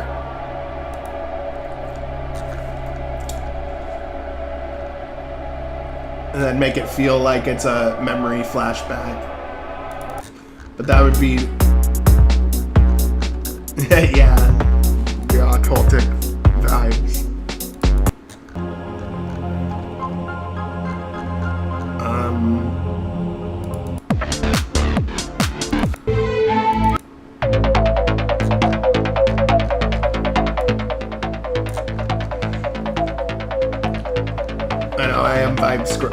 Vibe scrolling, as he put it.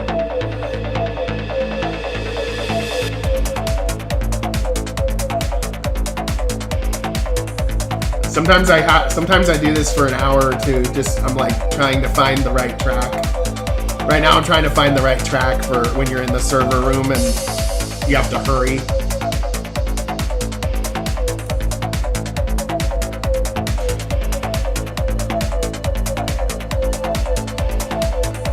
I know a lot of the battle tracks I pick, you could actually dance to it, for sure.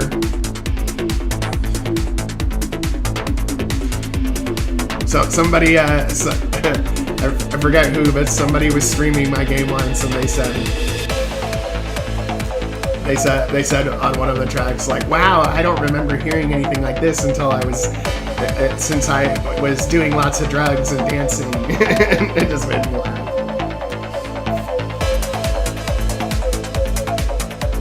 Not this track, but some of my battle music in general.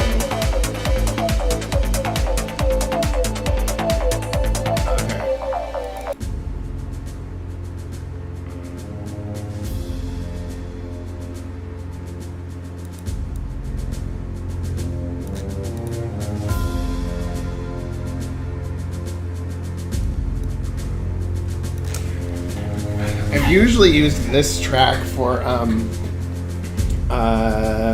tactical battles, but it has kind of a tenseness to it that might work in the server room when you don't have much time. I don't know. That's a candidate. That's a maybe. Yeah, Orbit Beat 130 is what I used for the cyberspace domain. When you're in cyberspace, it sounds cyberspacey to me.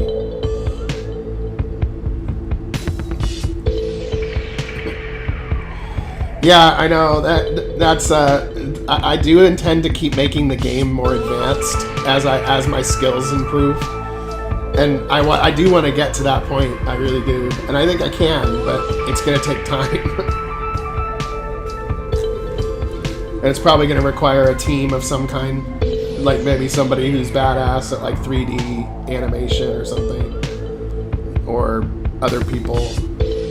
But I'm going for it. Why not? What else are we going to do? I mean,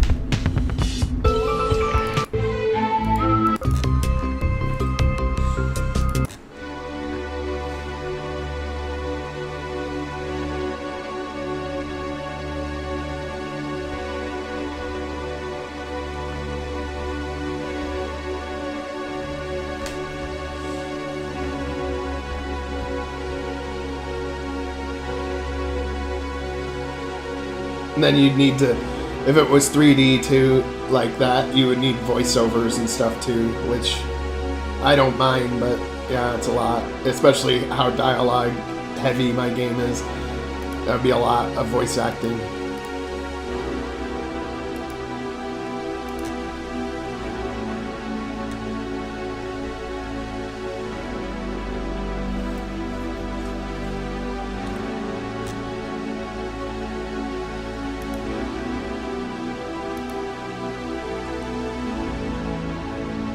It's Cybertruck.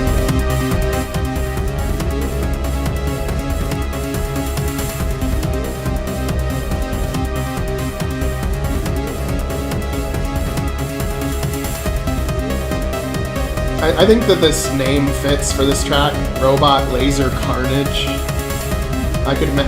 The name fits, I think. I could imagine it.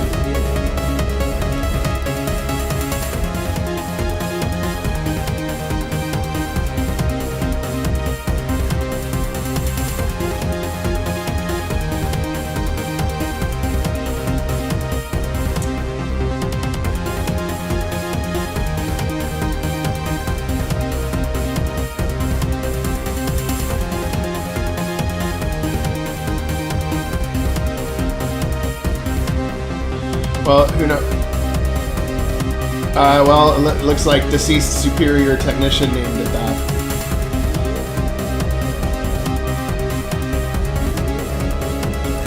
See, Robot Laser Carnage. There's so much variety in his music too. Like there's a lot of really different sounding tracks from each other.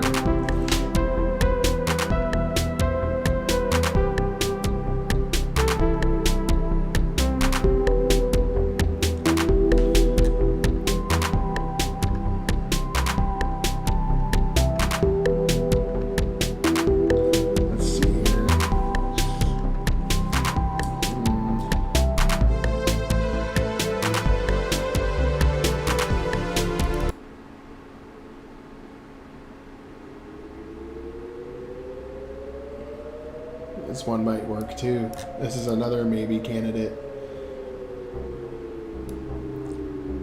Security breach. Like, hurry, Cronus, hurry. They're almost here. We need that information. We have 7 intruders on the loose. Capture them immediately. Maybe.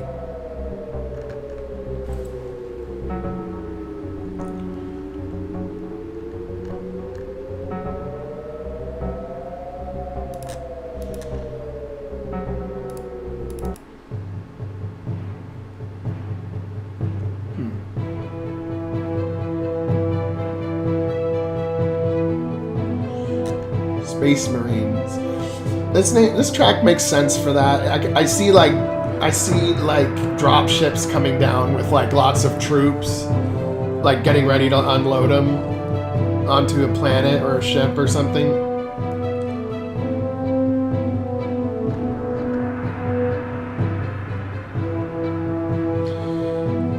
Like, order them to land on the northern continent. Coordinates 15257.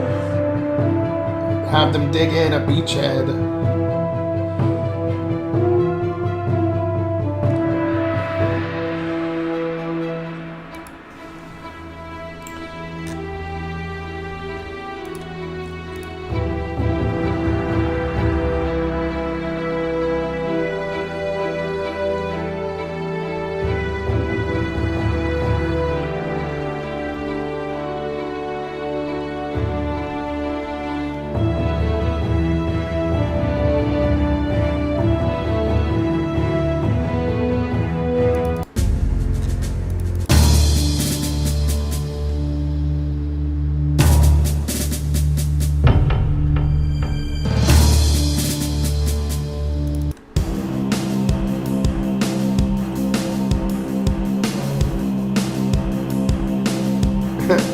This track, who turned out the lights?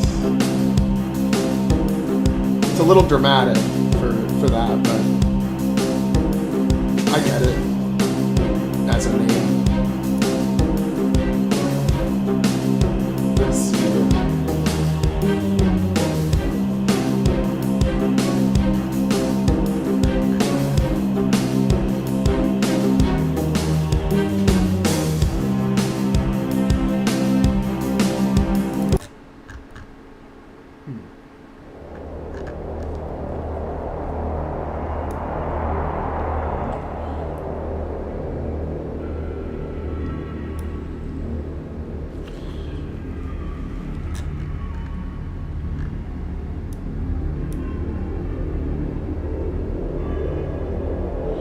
Yeah, he is a space vampire. I think I'm gonna make up an alien race that is a space vampire race. And then make some lore about it too, like my kind has visited your world before. You might know of them as vampires or something, where you make it where vampires were real, but it was actually like a couple of these aliens that like were trapped on Earth or something centuries ago. So that it's like both, so that you make like something that's normally a myth seem like a plausible reason for how it could have happened.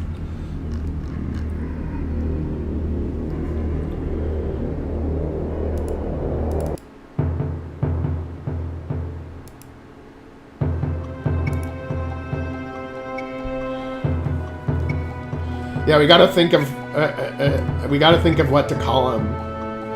Vampirions, or some other name that has nothing to do with vampire. You know, I gotta think of it.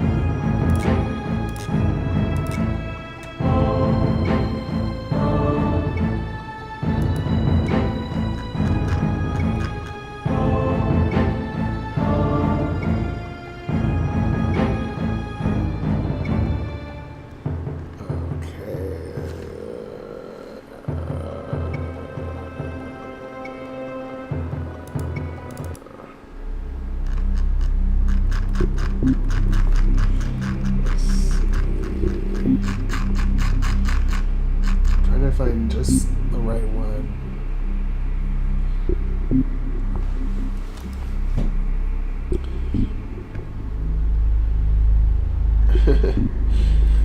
Terran hamburger.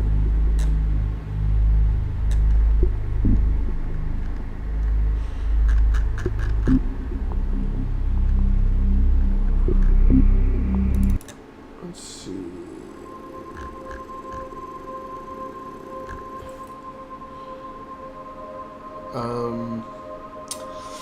This might be one where I have to find a new one, find a new track. The vast majority of my games, like 2 gigs of resources, are just music tracks, like straight up.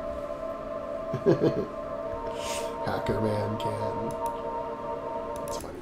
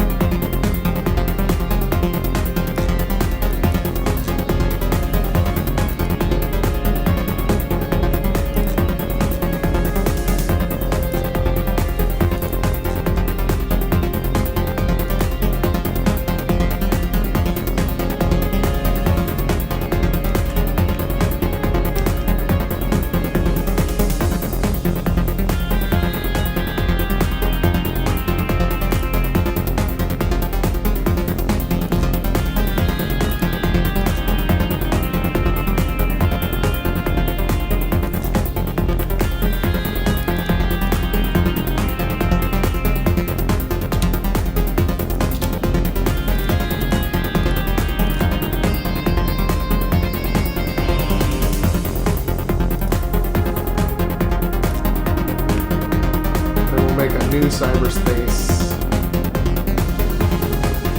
level. Cyberspace OC mainframe. And we'll make it look significantly different than the last one so that it doesn't look like a rehash of the same thing.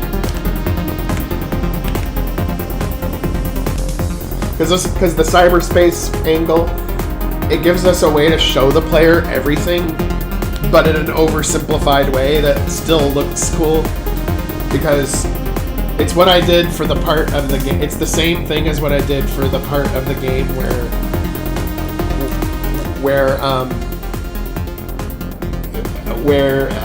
you're finding out that Kern was transferred into an android body, and you can have all the equipment in the room. You can make it like it's a room where a scene happened, but but it's half cyberspace, so you can oversimplify it, but you can also add like multiple rooms where different parts of the data you're discovering.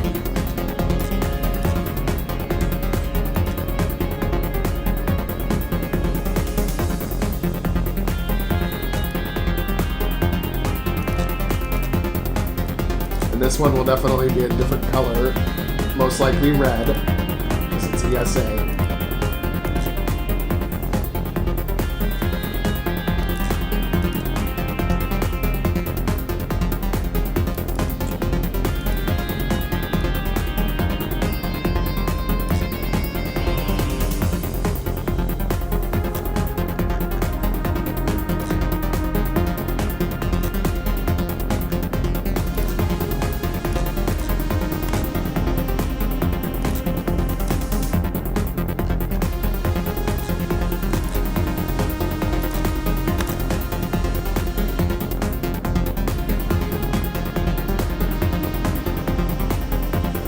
Director Ra doesn't work for Novus. He's basically Kern's right-hand man. Ra is basically like the vice president or whatever. Think of it like that.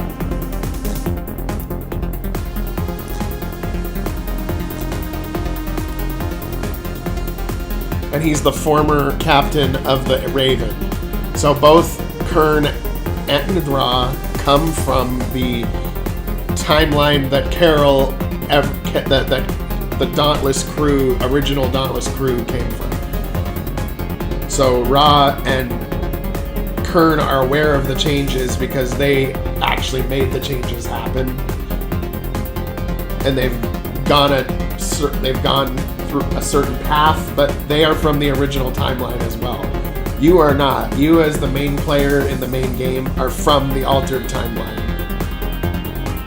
And then I think what I'm going to do with Anna is, because Anna's dad and Kira's dad are Sloan Valenti from Origins.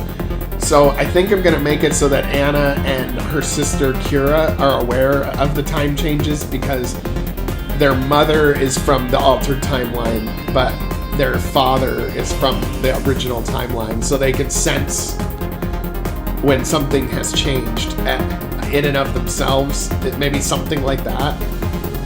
And that's why she had to play along, but noticed all these changes happening and nobody else was noticing.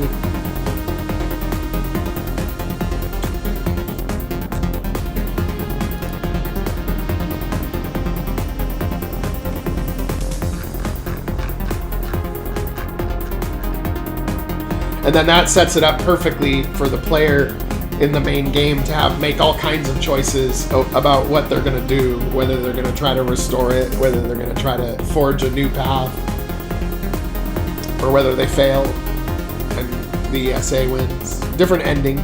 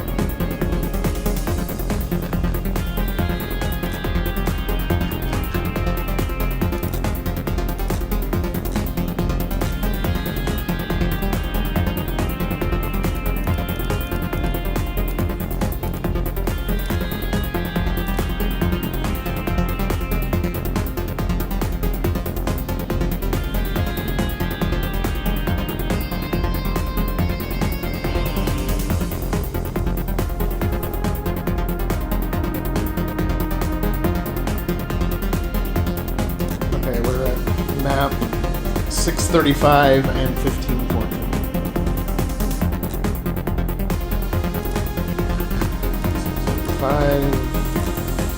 635, 1514.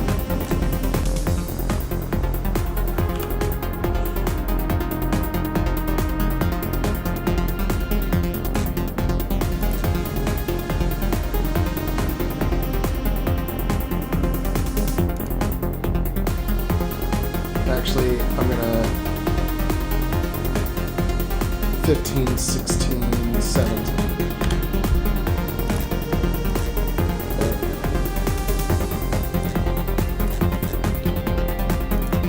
And then up, up, up.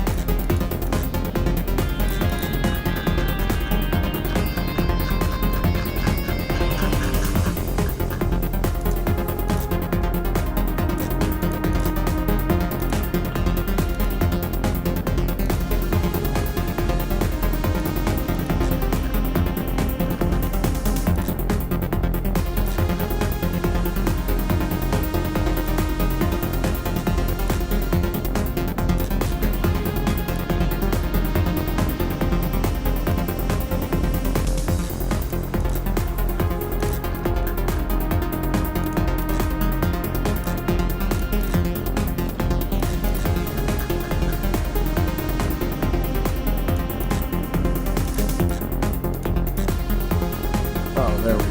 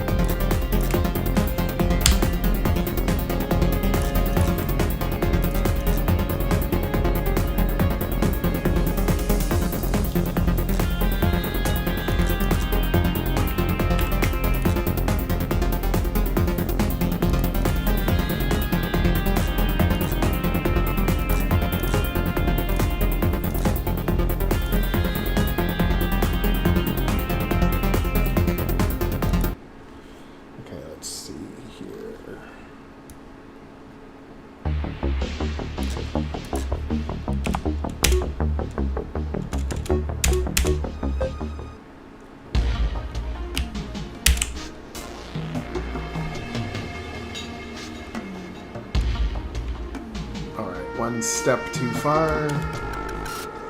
Oops, there's a typo there. We're gonna have different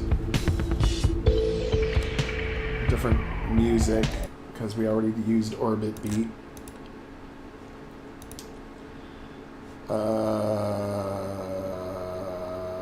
Okay, let's see. What else could we use for music in this cyberspace realm?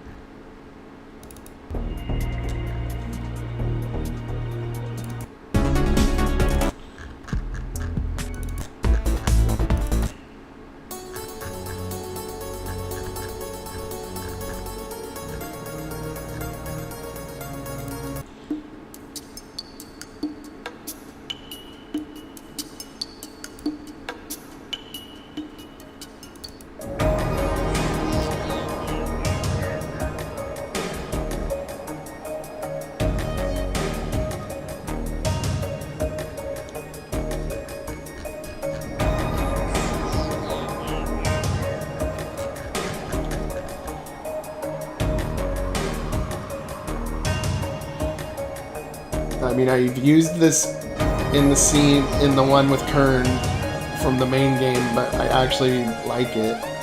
There's another one that's really good that I've used before. That's for cyberspace. Let's see, which one is it?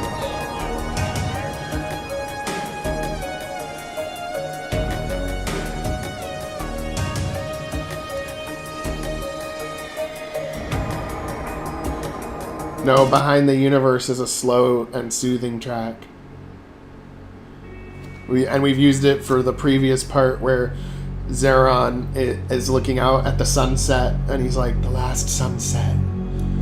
We didn't see it coming. You know, it was such a beautiful last sunset, and we thought it was just another day.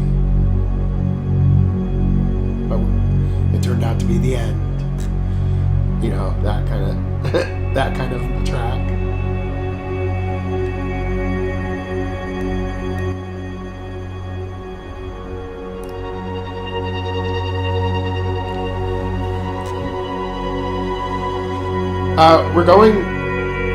The mood we're going for is that you're gonna find out some in this area, you're gonna find a lot of very interesting information.